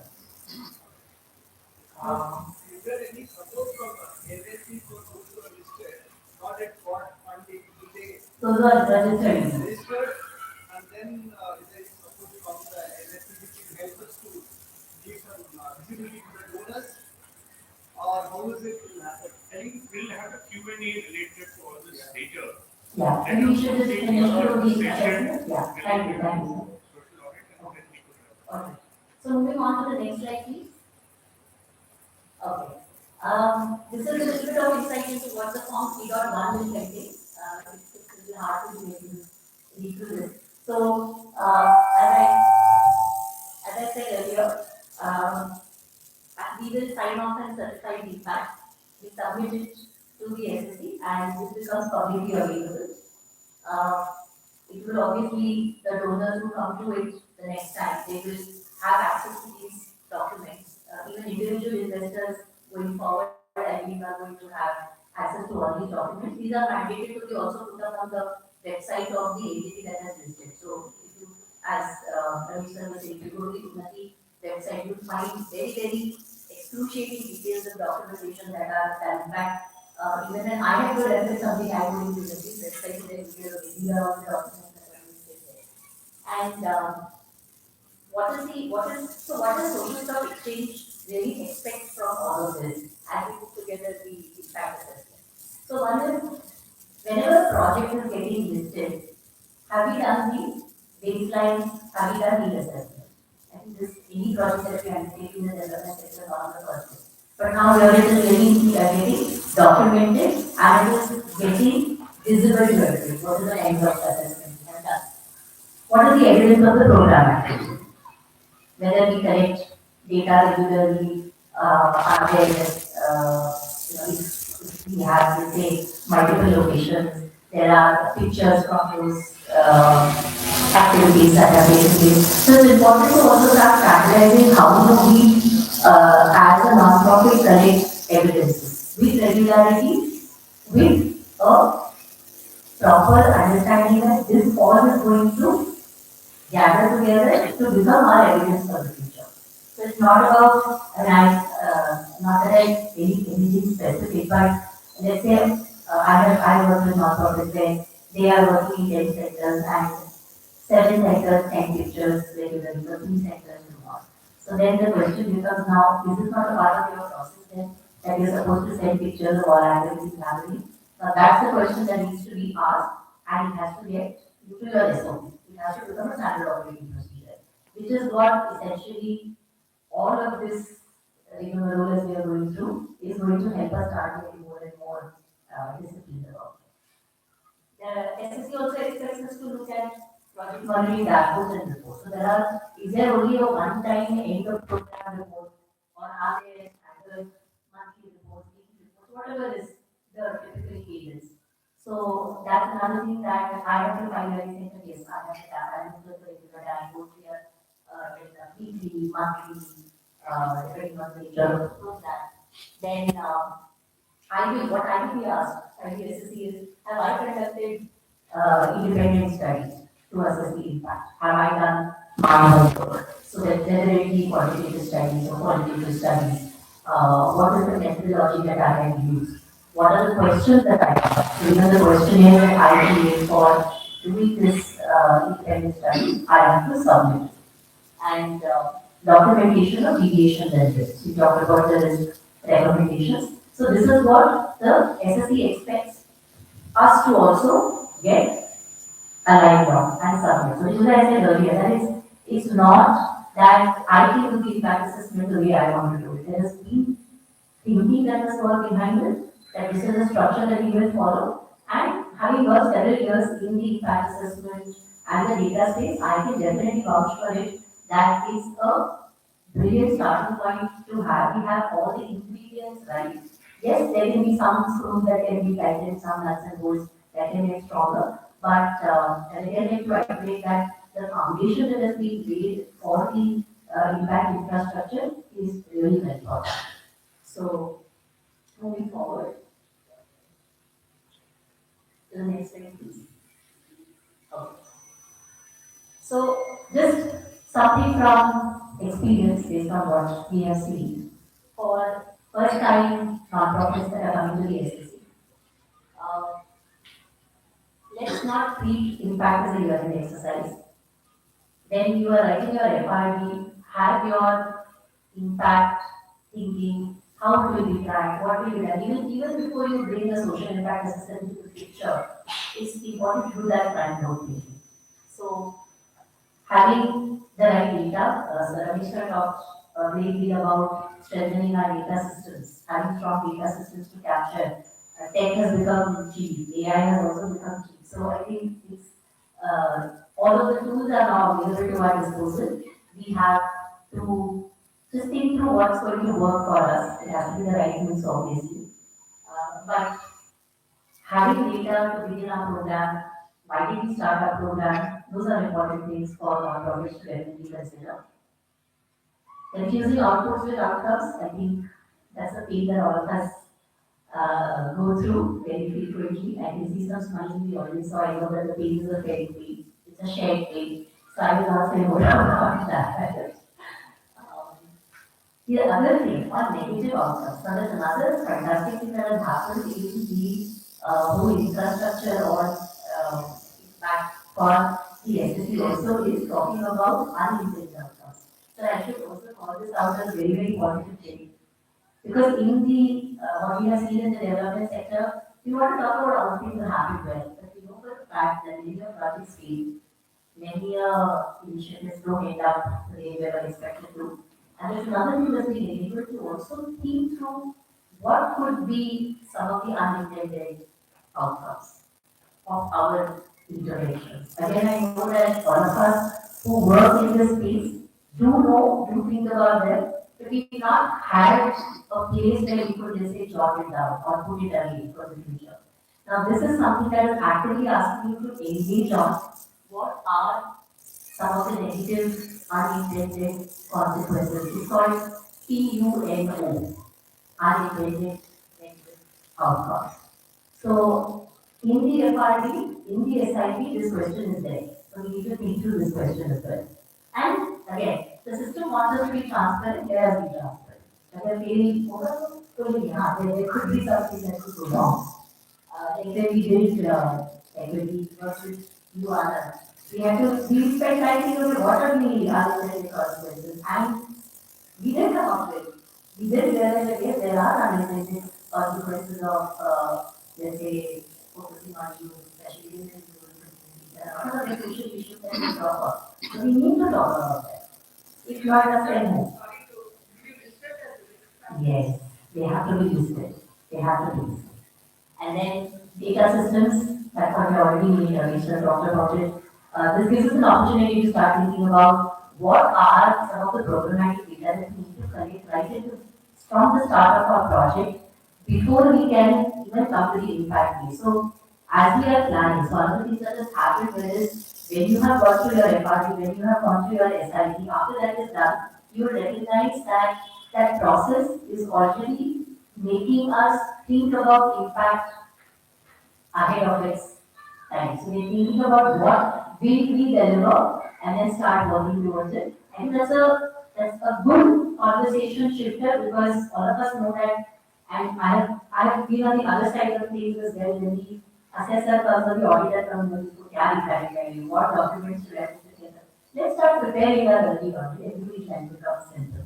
So these are some of the things that the SSE is helping us also to get lean about and get in shape. Alright. I need, this is the last one. Yeah, this is the last one. So, so some from a social impact assessor practitioner, my recommendations that I put out here. I spent time talking about the FRD and the solution implementation and design together. Let's not have one language in the FRE and another language emerging in the SIP. Both of them need to be done together so that they are consistent. Because when the assessor will come and look at it, they will want to definitely look at both of it together. And if the language is different, it's going to cast some aspersions on how the project is actually done. Build basic data systems early, I talked about it. Track inclusion intentionally. We all know that government has certain areas that it focuses on, be it gender inclusion, be it rural inclusion, be it aspirational districts, all of that. It's there in your program. definitely talk about it, start collecting the data from that perspective, so those cuts are already available for everybody to see. Document deviation honestly, like programs don't run on the future way they were expected to. Let's document that, let's keep it ready. That last point is engage assessors early and not at the end. So the reason I say that is what I also alluded to earlier, that it is about thinking about the impact at the beginning of the project, not at the end of the project.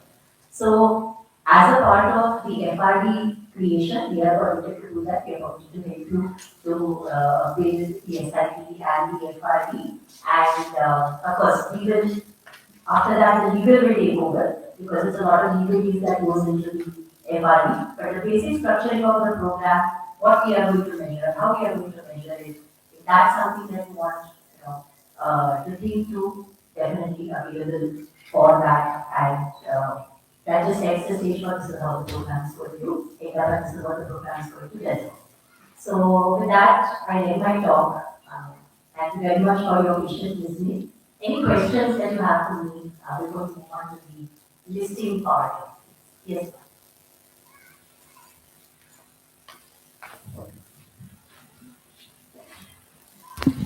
No, impact assessor, what I heard was there should be a third party, right, independent. But the same breath, you also mentioned that you could be involved in helping creation of this FRD. So is there not a conflict, or the same agency can do both, or it should be different? If you are using your agency, for example, in preparing for the listing, creating of SIP, FRD and all that. So that's a good question. Our separation will come from the two engagement. So if I am going to be the social impact assessor and I sign on to the assessment, I should not be involved from my organization to do this. So the separation Right. is at a personal level. It's as a SAO, independent SAO, we are there in the ecosystem to share and help. So as at a firm level, you're saying the same firm can be engaged for the initial part, but when you sign off as an assessor, you should not have been involved. That's the only. That's a separation that is absolutely required. Yeah, fine, thank you. We can have a Q&A downstairs now. Yes. Thank you. Thank you so much. Thank you. Thank you.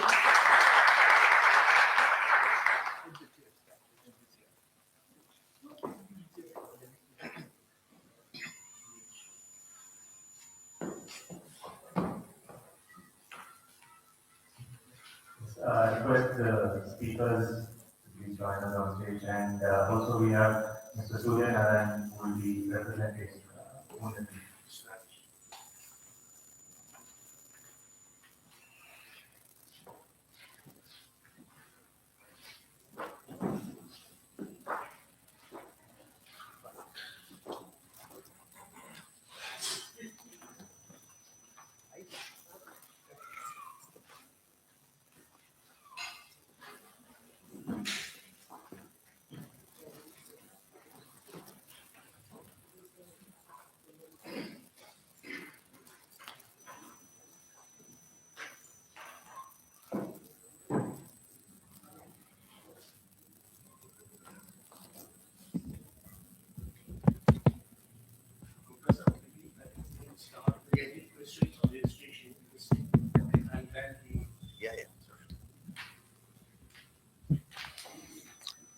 So you got a bit of an inkling or an information awareness about what social stock exchange is all about and how to go for registration on the social stock exchange.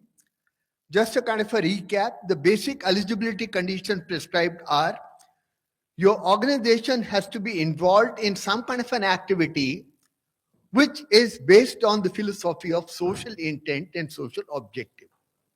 And your organization has to be either a trust or a cooperative society or a Section 8 company. And you must have that income tax 12A and things like that. Your PAN must be at least 3 years old. That's also one of the requirements. And then your minimum spend during the last year should have been 50 lakh, and your fund generation during the last year should have been 10 lakhs. That's the basic criteria that's been prescribed in the regulations. Now, when you actually apply to either NSE or BSE for registration, you can, once you have decided to go for registration, you can check out their website. On the website, you'll find an application form, and you will also get a frequently asked questions set kind of thing. And any further help that you may require in the whole process of registration, we all are there to support you. I mean, ICMAI, Social Auditors Organization, Madam Prajakta, who is the Social Impact Assessor, the two exchanges, NSE, BSE, and of course the SEBI, the super regulator. We are all there to help you out. You can reach out to any one of us or all of us together, and we are there to help you out in the whole process. So let's break the discussion into parts. So this is what the registration is all about. Any questions about registration that you may have, let's explore and respond to that.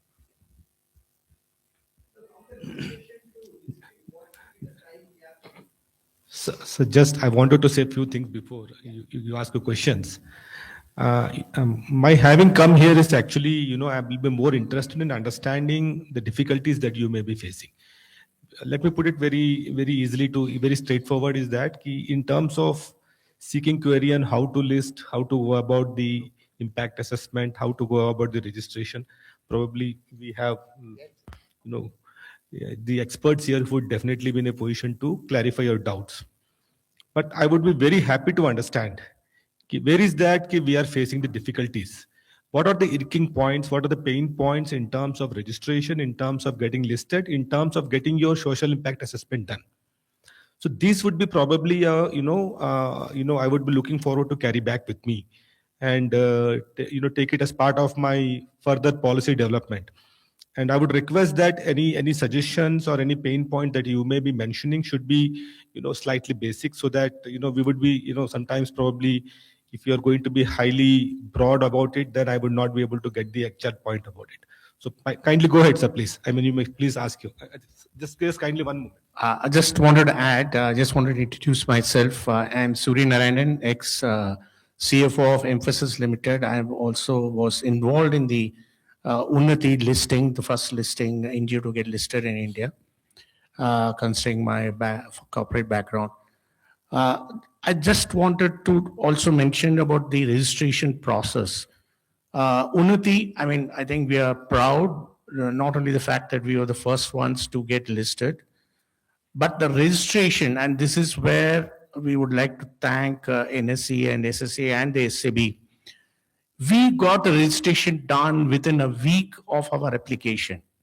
And I think the real background why that speed happened was the fact that all our documentation was in place.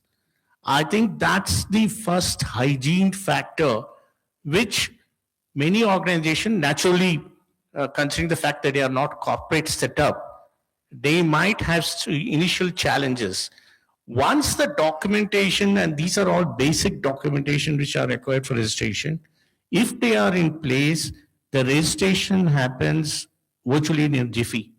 And I must really compliment the exchanges and SEBI to make it so smooth, and it's extremely easy.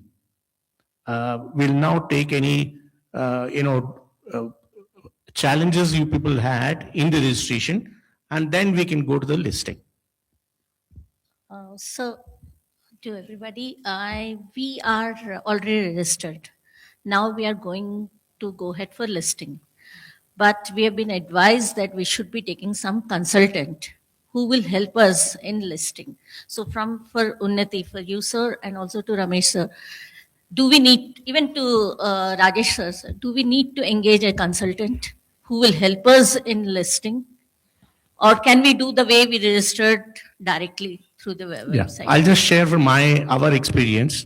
See, in Unnati, we never had any consultant per se.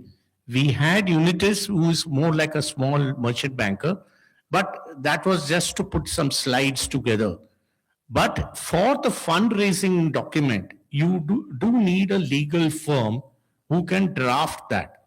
And that is the only requirement. Otherwise, if you are you are convinced in what your objectives are, and because that gets captured in the fundraising document, and it's not very difficult if you are on top of what you're doing. Okay, so one of the things which this so-called consultant who has been pitching to us, and we, the senior management and the board, are just wanted to come over and just check with you. They said that we need to get ourselves listed in these as Central Depository Service Limited, National Security Depositories Limited, and then we need to also get an RTA. Also, we require, and then we have to engage ourselves for ISIN. All these listings are there, which was like it was going beyond Yeah. our understanding. Yeah. So maybe is these I'll- are part of the, yes, this is for Yeah, Rajesh sir. Yeah, so this is required, but I'll request Mr. Rajesh to explain the rationale behind the requirement. And also, sir, is there any process to smoothen it? Because these are quite mouthful for we NPOs. Ma'am, first of all, the law doesn't require you to engage any consultant as such. So it's actually, the process are quite simple actually. As regards depositories, even they are quite adept and they have actually put all the information on their websites. It's probably a requirement of someone going through their website and understanding the requirements of how do you get, registered with a depository, because, your entire issue would be in a DMAT mode. And it would require that, all these instruments, what you're going to issue, ZCZP will have to be in the DMAT account of the donor. So therefore, that's how the situation, that's how the entire process is required. Similarly, an RTA is required for the purpose of allocation. While there is not much process involved in the allocation, because it's basically whoever applies, whoever donor applies, they all get the instruments in the DMAT account. I would only request that you may have to spend some time, because while all this process, while it appears to be, while there appear that there are too many intermediaries or too many, Yes. entities involved in the entire process. But if you actually, just go through those websites, it's quite easy actually. Sir, It's like opening your own account, how you have to go through. It's actually done there for the purpose of ease as well as safety of the entire, ecosystem. That's all. Sir, is there anything which you would like to recommend for NPOs? So, because if there is one single site where we can just go through it. I would and- request that you please keep on coming for more issues. What else? You bring out. You must be having a good amount of, probably target audience what you're looking at. So I think you can keep raising funds and do the good what you intend to do, please. One more thing I wanted to, it's for Prajakta ma'am. Ma'am, you said that listings. Okay, so if I go, we work on 3 thematic areas: health, education, and livelihood. If my first listing goes for livelihood, in my second listing, can I go for health, or should I continue doing for livelihood? Absolutely, you can, because it's project based. So you can define your project based on what your thematic areas would be. So there's no compulsion that the same thing has to come back. Because to you list. have mentioned that you need a complete, if I can use the word, that is it because of for the organization you're looking at over the period when you're doing impact assessment? No, it's very For the impact- project based. No, it's project based. So my earlier example that I gave, if you were coming back for a second listing of the same project, then whatever you have done in the past and the recommendations that were given, those need to be implemented. If you're coming with a brand new project from the existing organization, then it will not be applicable. Thank you. Yeah. Yeah. Answering your query. Take example for Unnati. We have around 25 to 30 crores is the annual CSR funding which we get. What we did, the first listing was less than 2 crores. And it is identified a specific set of projects which we'll use those funds for. It is for that 2 crores for which we did the social impact study post the listing. So it is not necessary for the remaining part of the money which we got through the CSR funding. And we did the second follow-up issue, and then we're doing the third. Again, we have identified a subset of a project for which these funds will be used, and that's for the same funds usage is where the report will be issued. Got it. So I hope that clarifies. Yes, got it. So you can have multiple, lines of your activities, and for whichever activity you decide to raise funds for, and for that particular uh, quantum of funds, is which you have to issue the report. And so last and final Sure. question, if I can ask you, what was your fundraising for the first listing, second and third, if you can disclose? Yeah, it's all there in the website. So it was about 1.5 crores in the first, Wow. about close to 40 lakhs, and this we are just working out the numbers. Thank you so much. And the other point which you said with respect to the NSDL and CDSL, see, I think, I mean, it's not, I agree that every common man doesn't go to the stock exchange to buy shares or sell shares.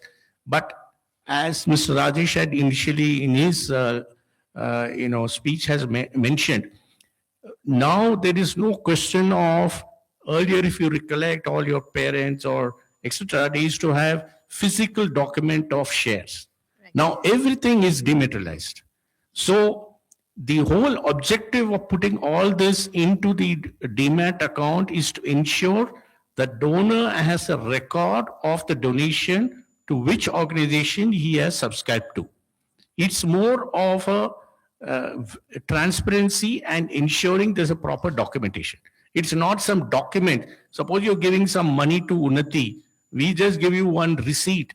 That, and when you subscribe in the issue, that is not a proper document. There needs to be a proper document which is there for eternity, so to say, that you have contributed. And that's the whole purpose of this dematerialization. Thank you, sir.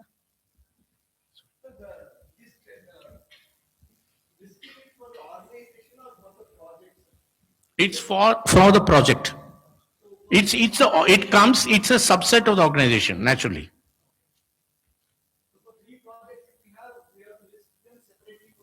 Not necessarily. You can combine everything.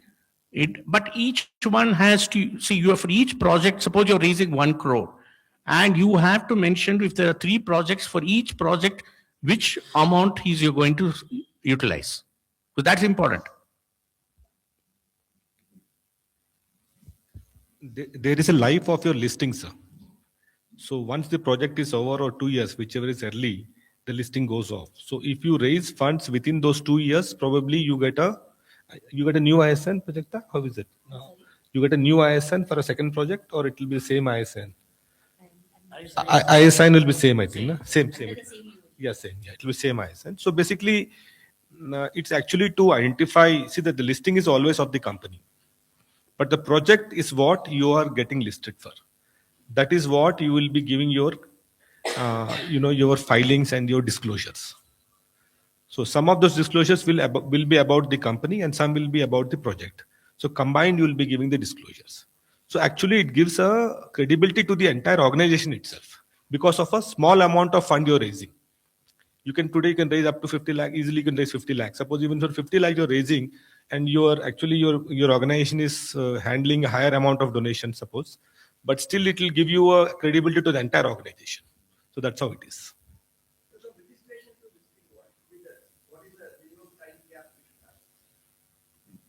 So that's left to you actually. Whenever you see, if you're ready with the project, 2 years, sir. Within 2 years, you have to come out with an issue. So basically, the 2 years is given so that you have sufficient time to prepare yourself, and you may be, the best would always be that you have a project. You would like to come out in the, let's say, in the immediate future, which can be 3 months, 6 months, or whatever it is. In the meantime, you go for registration. So you go for registration, you understand the process, like Prajakta, she explained. So what will happen is that once you register, we're very clear about the processes involved there. And therefore, the visibility always comes to you immediately, the moment you get registered. Now, the next part will be of the project, which will be for the listing. So that can take place as per your convenience and as per your project. It all depends on that. You had a... Hi, I'm Sriram. First of all, thank you for the great understanding. I really pestering Dr. Good, but in terms of very long time with SSE, thanks for the patience. My question is very simple, basic. I'm not even getting into these aspects of technical aspects of this thing. Perfectly, you understand all that. I'm just trying to play a devil's advocate of it. What are those inhibitions of why NGOs register and not going to the listing stage? I just want to point out a couple of inhibitions, at least for me. I'm not talking about everybody, I'm not trying to steal from others. My inhibition is okay. When SSE was introduced, 2020 to 2023, the discussion was around, okay, here's going to be a marketplace which is going to reduce my effort in terms of audience, which is going to give me this additional cushion that I'm not getting as an NGO right now because they're dependent too much on CSR, which comes with its own values. So that was the whole understanding, and that is how we were looking forward for getting into the social stock exchange to see that I can get this additional funding cushion that I'm not getting otherwise. Now, at this current structure, and we talk about the current structure of how SSE works, there is this mandatory 75% funding that has to happen, otherwise, whatever you raise has to be withdrawn, right, within a particular stipulated period of time, which means that I do a listing after going through all this process. By the way, I really like the way Rajesh put it, that it's very simple. We go through all these simple processes and we do the listing. And it seems that I have to put additional resource, additional effort in ensuring that I have my 75% pipeline intact. Otherwise, whoever is contributed also have to return the money back. This is the biggest risk of credibility that the organization has to take on. So in this current structure, why would I, as an NGO, even take this whole effort of getting into the SSE when it is only adding to my pressure and efforts? In this current structure, I need to say. So that was my basic question. So instead, I just go to my funding and get my funding to my account and do the implementation, do the practice. But what is SSE going to help me for all this effort in this current structure? Very nicely put it, and probably I mean a question which is very pertinent at the same time. Not very easy to actually how would I say it? Not very easy to show to the donors. How do you actually give a credibility? Because there are multiple answers. Probably all of those would be English. Right from saying that if you get listed, you can, and if you go for listing, probably you can get donors from any corner of the country and all those things. That's one part of it. But I understand the pain point. So the question there would be, what is the right percentage of funds which should be deployed?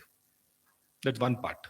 So probably at that juncture when we decided, we thought 75% is probably a amount which is good enough to show the intention, right?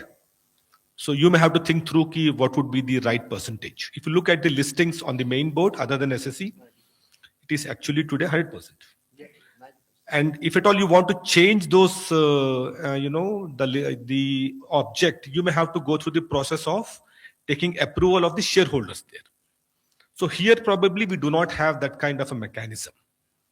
But whether you want that kind of a mechanism that in case, because you want to go back to the donors and say, I have not been able to deploy, let's say, 40%, and I would like to probably go in for assuming for a new project or an extension of the project, right? So whether that is feasible, that's what comes to my mind instantaneously. But then there could be more ways of looking at it. So what I'm trying to say is that what is the right percentage which would give a confidence to the donor? Today, the moment you say 75, probably he has got a good confidence. Yes. So below that, probably it cannot be done. But when you go on your own without a listing, probably there is no requirement of such requirement as such. I understand that. But what I'm trying to say here is that every time probably we may not be able to compare with the process what happens when you are not in the public domain, and in the process what you would have to follow when you're in the public domain. Because when you're in a public domain, probably a different or a higher standards are actually required. And if it's a pain point, it can be reduced, no doubt about that. But then you may have to come out with a percentage or a solution. What could be good? We are here to listen to that. So I hope I have been able to articulate some of those. I agree to your pain point, no doubt about that. Just kindly, if she wants to say something. I want to add, no, actually, I want to add, standing alongside you only. And the point I want to add is that after the FRD is accepted, we get 6 months to list. Yeah. But once the listing is on, we get only about 10 days to close the issue. Yeah. So I think that's definitely a cause of a lot of distress, because in 10 days you have to finish it off. The questions that I get from NPOs when, I mean, we are also in the process of pitching social stock exchange to nonprofits that we work with. The question is, why can't it remain open longer, especially if we are now trying to get retail money also attracted to the social stock exchange? A 10-day window is only going to be sufficient for the legwork that was already done for raising the funds, right? It's not going to be able to attract people from the outside. So any reason why that has been so, and any thought that is being put into opening that window longer, given that retail funding is also You would like to say something? You can kindly. Perfectly good. This is the question that I asked her also. Okay. Another point, just to add a dimension to that. Why is it a framework? Take for example, established organizations which can afford to do all this. It's fine because SSE was looked at as a platform where those grassroots organizations that are actually struggling to even get this airdrop funds should get benefit out of something of this stuff. Right now, in its current structure, it is not. Because not many grassroots organizations would not even have this capacity to actually look at something of this sort. So it is like the analogy, the rich getting richer, right? So that platform's major objective, what it thought would happen, is not happening. This is only, it looks like an elite kind of a platform where only the elite organizations can come in and do all this process. That's not open. Number two, right now another pain point is the 6 months, yes, of course, you have the 6 months period where we can line up all the foundation grants or whatever it is, because CSR is not proper to SSE at this point. So what it does is the pain point for me as an organization is I'm not able to tackle foundation or multilateral or bilateral or even retail investors because we are dependent on CSR. The only reason why we're looking at SSE is it will attract the foundations of HMIs to HMIs without a lot of effort from my side. But with this current structure, I'm going back to zero again. 6 months again, I have to run behind foundations and HMIs and multi-HMIs. And I'm only looking at SSE as a routing platform, which I don't, I mean, that's not what my intention is. Right? Yeah. So why do I need to go for a routing platform? Because I already have my credibility. I have my Guide Star, I have my ISO, I have my cultural registration, I have my CSR registration. So I'm not looking at a credibility building platform, neither am I looking at a routing platform. In that situation, the current structure of SSE doesn't seem to be anything which is going to help me as an organization to grow, but rather that a good certificate to have that I am also listed in SSE and going to my donors and saying. So what are your suggestions on that? That's important. My suggestion is reduce that pain point, which is like within 10 days you have to raise this much amount of funds, which means that I have to put in 6 months of effort. Rather, reduce it to a percentage which is easily achievable, say like 20% or 30%, where I can actually get it done. Open it longer for the retail investment platform. And also try to see if a percentage of CSR can also come in through SSE. I don't know what the regulations and frameworks are, I'm not the expert there. So that it becomes easier for the grassroots organizations also to go in there. And see, okay, I can ask my corporate donor to see my credibility in SSE, so the corporate donor can also fund. Retail investments can also happen through that. In the current structure, at this point of time, it's not. So these are my suggestions and frameworks that I would want. Just to answer you both of your question on the 10 days period for the kept open for the purpose of subscription. I think here my initial reaction would be it can be looked into, but what would be sufficient would have to be stated in so many words, because I feel I personally feel that today the entire process. I mean, if there is a sufficient visibility, even probably 10 days is too much. I feel so. I'm not saying that I mean so, but I'm just saying it. By keeping it open for a more number of days, if it's going to help, why not? But what is sufficient number of days? You will have to say so, because See, today, we have actually, over a period of time, we have actually come down with the number of days the issues kept open. But probably I may be comparing with the main board, which may not be the right way of doing things. No doubt about that. See, there was a time probably when the issue used to be kept open for a month. So probably 1.5 months used to be kept open, and today we have come down to 3 days in the main board. So here we kept it for 10 days, looking at the situation, knowing very well that probably this has to be dealt differently, no doubt about that. But still there's a case made out that it needs to be kept open for a slightly higher number of days. We're open to look at it, provided we have a proper case made out for that. Because believe me, you have this one perspective coming out from this place. Probably we'll have more perspective coming out from so this has to be looked into from a broader perspective.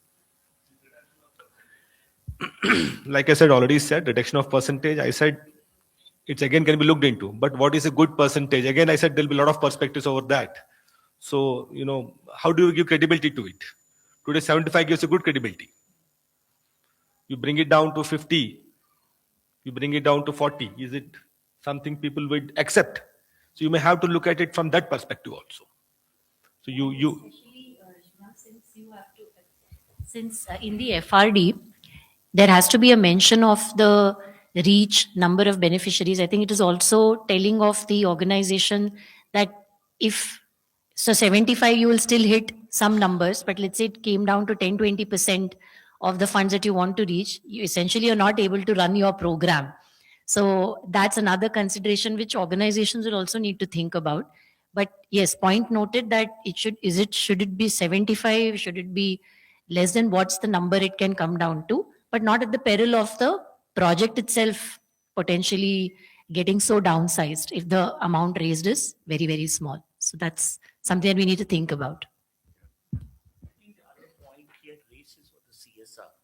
Yes, exactly. CSR, like I said, I already mentioned as part of my talk that we are looking at it, but it's not actually in the hands of SEBI at this juncture. It actually, it emanates from the Companies Act.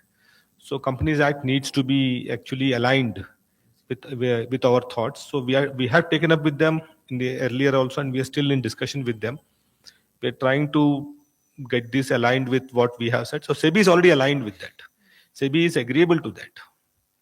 But the Companies Act has to be amended to actually ensure that the CSR funds can come to the SSE. So that's what it is. So we are aligned. So that you can be assured of. But how the government would actually come out to be, that has to be seen. One suggestion, sir, from our side is also, continuing from where Mr. Shira mentioned, I think if some of these platforms like Zerodha is promised to get the SSE, who are the organizations which are going to list into their platform. If other organizations like ICMAI or HTC, all the mini platforms that are there, they also start putting it in their website, that will also give a lot of visibility to the retail investors.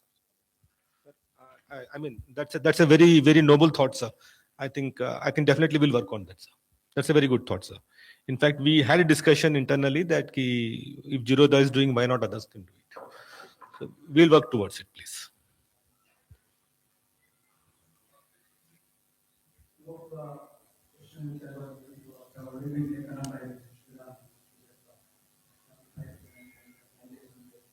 So the particular thing that 75% maybe we would have thought that the minimum level should be done. But also, so can it be possible that supposing I will set up a new 100 flat here home, for which let us say 2 crore units, I get 1 crore, and then I declare okay, I will set up 50. I could not get money for the 100. But I will now set up 50 flats. All the donors, all the investors, ready to. Then second, let's say 10 days is the option, so we will do it. Or maybe let's say 20 days issues open, money comes. Is there any shortfall? And then promoters come, okay, the shortfall we are doing here. So will that be possible? That was my question to ease out this challenge. Because this really is an issue. I mean, provide everything else from the. My second question was from Unnati, that we just want to know maybe if it is not a very secret. That first issue you came up with 1.5 to 1.8 crores somewhere. So end to end, what was the cost which you would not have incurred had you gone for normal paper? But you incurred because you went for this administration. You have to understand that there is an way income tax. And my third question to this group, are there any underwriters in this platform also? Just want to are there any? And fourth was that I was said that listing document is easy, so we there have attended one seminar and 20 years. So what people have to understand that it is something like 250 documents, which maybe and you may not be having so is there we are not going to engage or and as much somebody has to so is there hackers which can be created maybe can help us in doing all those to understand the participants. Let me take one or two questions of yours, sir. Which one is that I think you gave a good suggestion about if the funds coming are at a different percentage than what is being raised in the FRD, what has been said to be proposed to be raised. Appropriate suggestion which slightly appeals to me. I'm not saying that I'm not concluding anything on this. Please, these are my personal views. So what I'm saying is that I think you suggested that if you're raising the funds for, let's say, 100 beds, you get for 50 beds. Could you not go ahead with 50 beds also, right? So that slightly appeals to me. So if there are certain objects which can be actually ensured that even by going with an object that you can part, I wouldn't say part, you can do the project provided you don't reach the full amount of the contribution that is expected. So whether that can be looked upon, let me see how it can be. Probably, yeah, it will be. So whether it can be or not, let me see. I'm not very sure on that. Second, on the process, you said you said two things. One was about some underwriter coming in. That's again a suggestion, but I don't know whether if you already have an underwriter, I think kind of who would like to come at the, if the issue is not fully, if I can use the word subscribed, so then probably you already have a donor. But whether you still be coming to the social stock exchange, I don't know about that. If that can be worked out, fine. Third, there's a concept where I think which we were working on, but that has not completely come out. Whether but that probably would be more relevant to the from the government projects kind of things, where there could be a contributor early on who would do the entire contribution for the for the project, and subsequently the funds get from the government. So that also is possible. But then how that would fit in this framework of presently what you have, where the funds may not be coming to the extent of what you desire. So that probably will have to be worked out. So we may have to apply the minds and see. And I think the rest of the questions, I hope on, yeah, Unnati. I'm just saying, so probably have I, that's what I'm saying, sir. So that's what I'm trying to say is that, sir, like an underwriter or a promoter, if he's already there, so still you would like to come to the exchange, I'm saying. So that part was not slightly clear to me. So 20 days the money whatever has been raised, you try to promote for further 10 days, then how do you want to bring other money to our section, to satisfaction?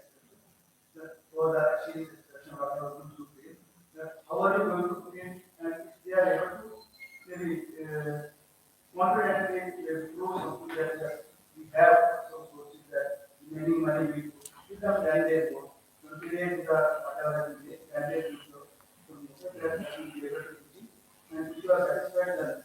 so practically how it would get implemented may be a challenge, because if you look at it today, what happens is, sir, donors generally come on the last day. Nobody puts it early. So therefore you may have challenges there, how it would be done, because and secondly, donors, whether they would be ready to be, holding on to their amounts, whether subsequently in the 10 days what will happen. Just a thought I'm giving you. So these are all the challenges, but let's see how we can look at it, sir. Correct, sir. I understand that. But let's have a look at these ideas, sir, please. Probably it will require some more brainstorming on that. We will do that probably. I'm just giving it back. So I don't know when you talked about 250 pages, are you talking about the fundraising document?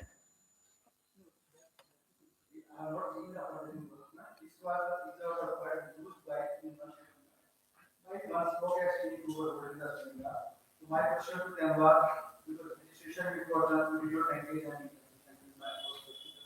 so we wanted that district board also, we will fill up ourselves because we don't have much to do.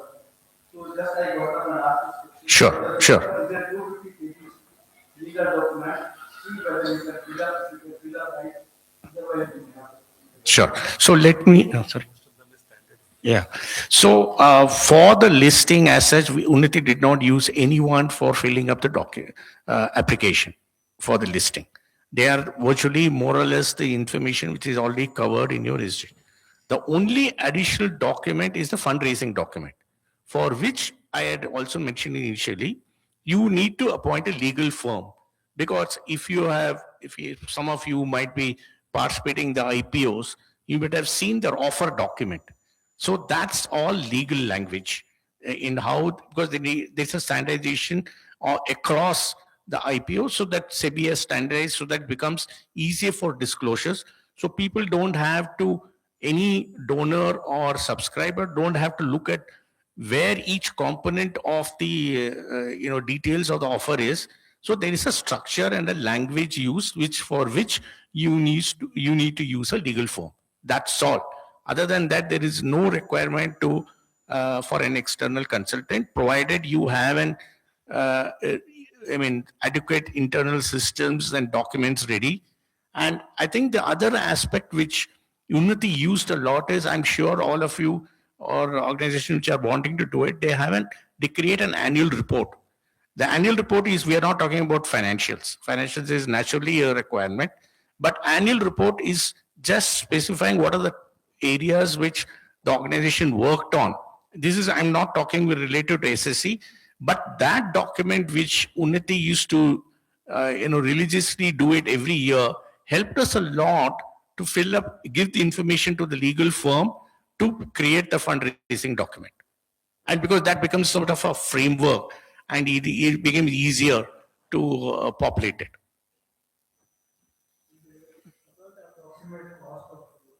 Yeah, so the legal firm cost, depending upon the size of the issue, they may charge you anything around 50,000 to 1 lakh or so.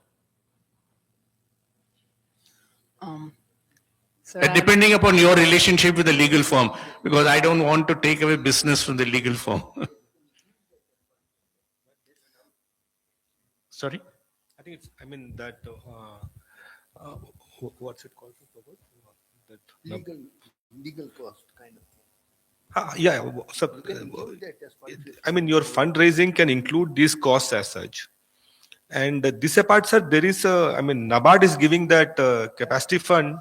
From that, they are giving the listing cost also. So I think there is a good amount of funding available there for the purpose of taking care of some of those costs. So kindly be aware of that.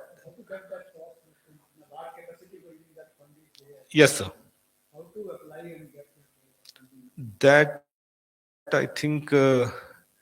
Let me. Are you aware? Yeah.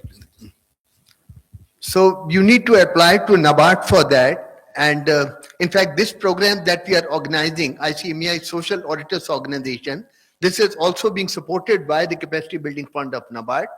They have a capacity building fund for doing these kind of programs pan-India. So we applied to them by giving our particular proposal and a particular schedule of different programs.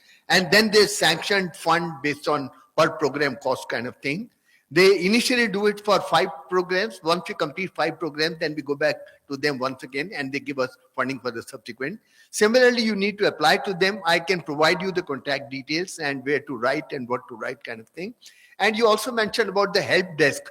ICMAI Social Auditors Organization is running a help desk where all such queries can be taken care of, because we act as kind of a intermediary agency. We are in connect with NSE, BSE, SEBI on one side, and we are also in connect with the NPOs as well as the social impact assessors.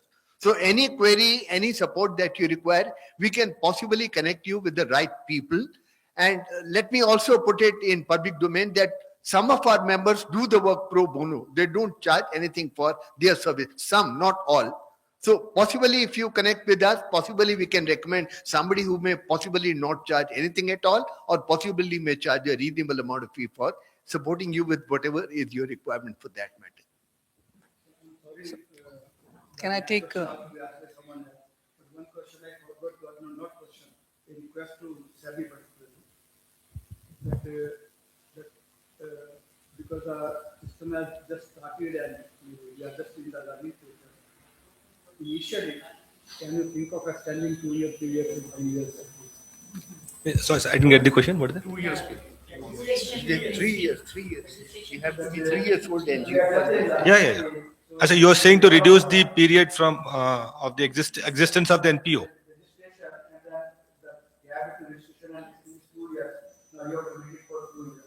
So initially, to just encourage us to think about and go for this.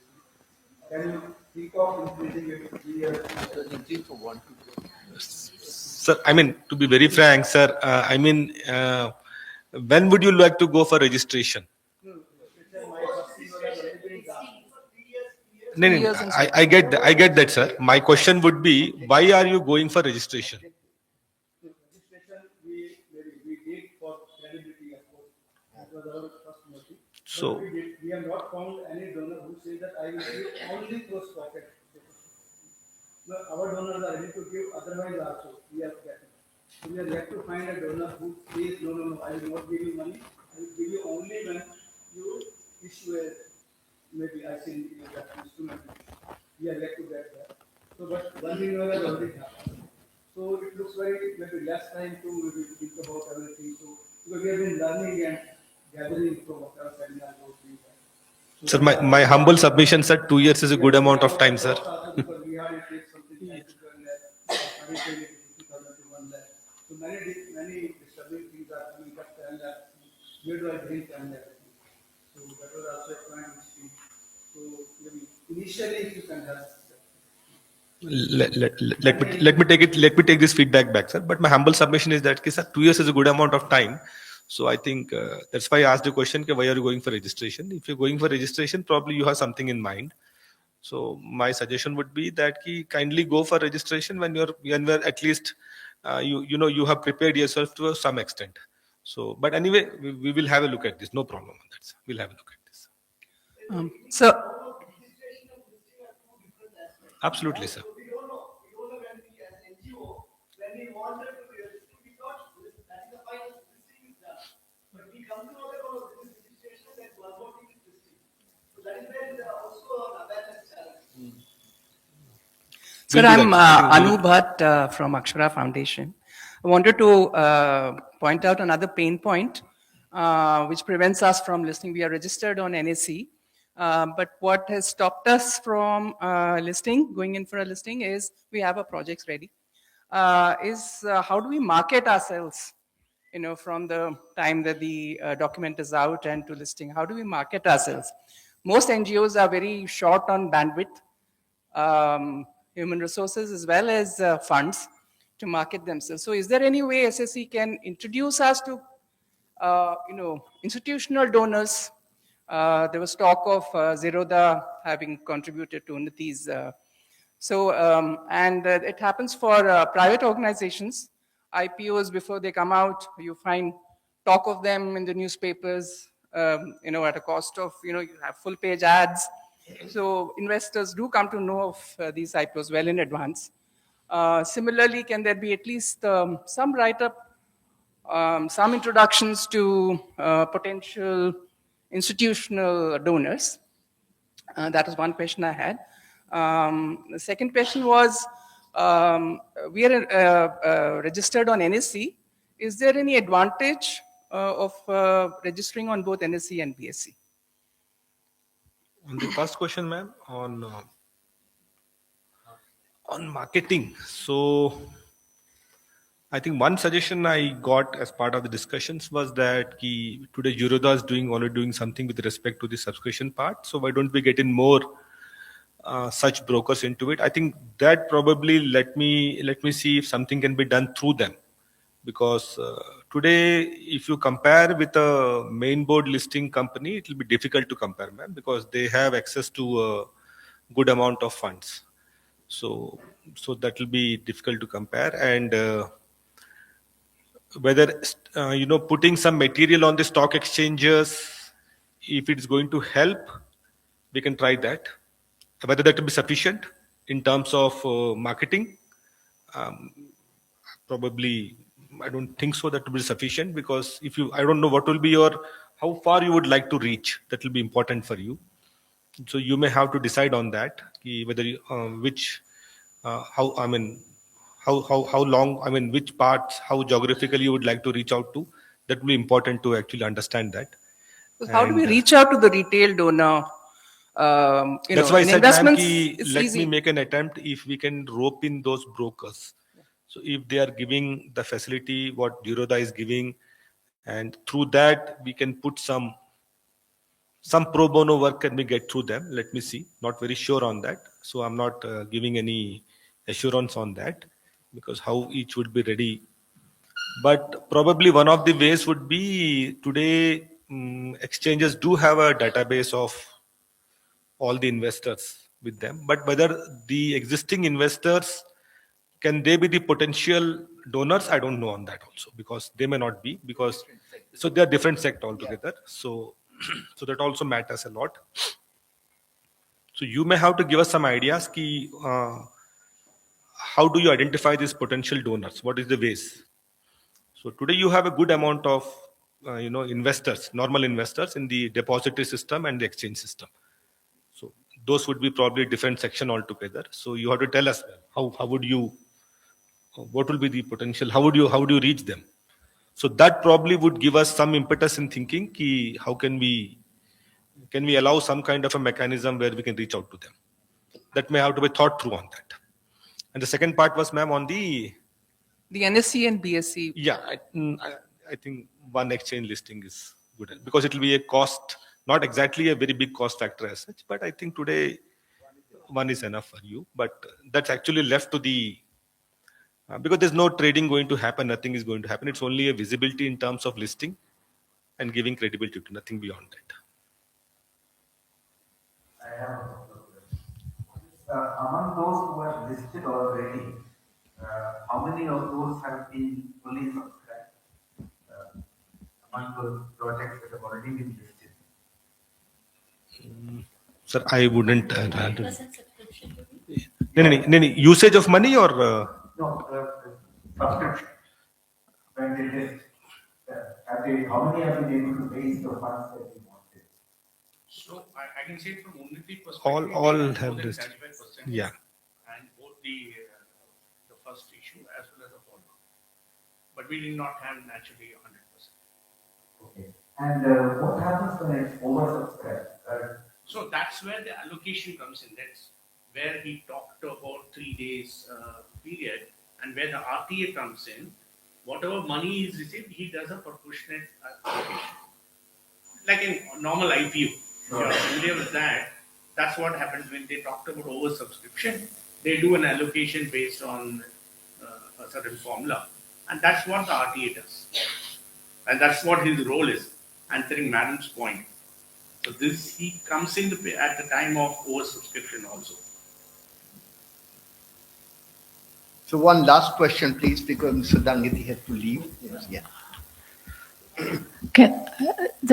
Ms. Rajesh, you had asked for some pain points, registration, which we did for. See, initially the response was quite fast, but after a month or two, we got, the format had changed. They had asked a lot of details, category-wise, the thematic areas they had asked, so we lost some time in that. But after that, after about 4 months, they came back and said 80G and 12A should have at least 1 year validity, which they could have told us right at the beginning when we applied in April. So we had to, time crunch and you may be aware that income tax also is taking its own time. There are a lot of applications filed and we had to use some known contact and then fast track this. So it took us, and after that there was a long time in response time, I don't know, but it took us nearly 5 months to get the registration. So now I think it's clear it has to be at least 1 year validity. So for the other applications, we are suggesting that. This was the two, I think, time pain points. Ma'am, I'll definitely get back to the exchanges and probably we'll ask them to. They can be clear right in the smoothen beginning. the process and be upfront about all the requirements. Yeah. So that nothing is missed out as such. Yeah. But generally, I understand that the exchanges are generally upfront about all these things. But Yes. in case something has been missed out, we'll ensure it is. Yeah. The other one is you were asking for a suggestion on where to reach out. I was just thinking maybe alumni networks. Today, I think a lot of in successful alumni, they of course help their own networks, but there are HNIs, ultra HNIs. These alumni networks are all quite structured. Now you get angel investment, but if you could also tap them and somewhere keep them informed that people want to contribute to good causes, but again they don't know where is the credibility. Maybe you could look at that as one of the sources. Definitely. We'll take his. Please, sir. Regulation is controlled by SEBI regarding the registered investment advisor and MFD. Whether you can take their support or thing to fundraising initiative. Because fundraising is one of the crucial challenges. Because they are well versed with the investor thing and their habits and the saving habits and all those things. Whether those things can be used. Because the number of MFTs and these investment advisors are more and generally they are spread across the India. They can reach out to the potential investors. Let me go through the investment advisor regulations, sir. If there is something which bars them doing this, so I'm not very sure on that.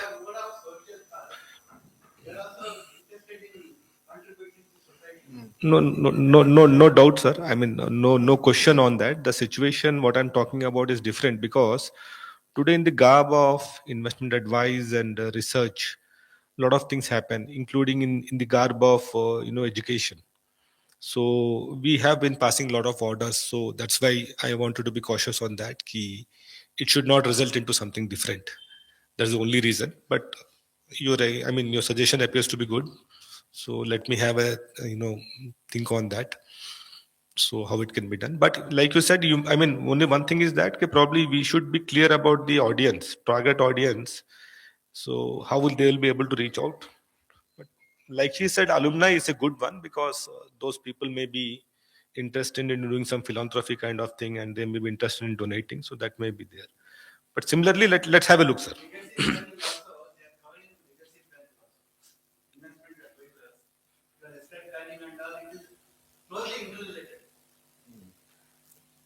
I take this suggestion. So with that, we come to the close of this very, very interactive session that we have organized. At the outset, I thank Unnati Foundation for hosting this program for us. Thank you so much, Unnati, for all the hospitality arrangements. And I also thank the participants for joining in such good numbers. I also thank Sri Dangiti from SEBI for being inspirational and very, very motivating factor in this whole program. I thank Prajakta Madam for giving an insight to the SIA process and Sri Suryanarayan for his very, very impertinent views. And Mr. Ramaswamy in his opening remarks mentioned his experience of how did he go about registration for Unnati, and 2 listings they have already done and they have already filed for the 3rd listing now. And they are the first NGO to go for this long. I mean, it's a journey, but they have moved quite a bit on that front. So thank you so much, all of you, once again, for joining this program.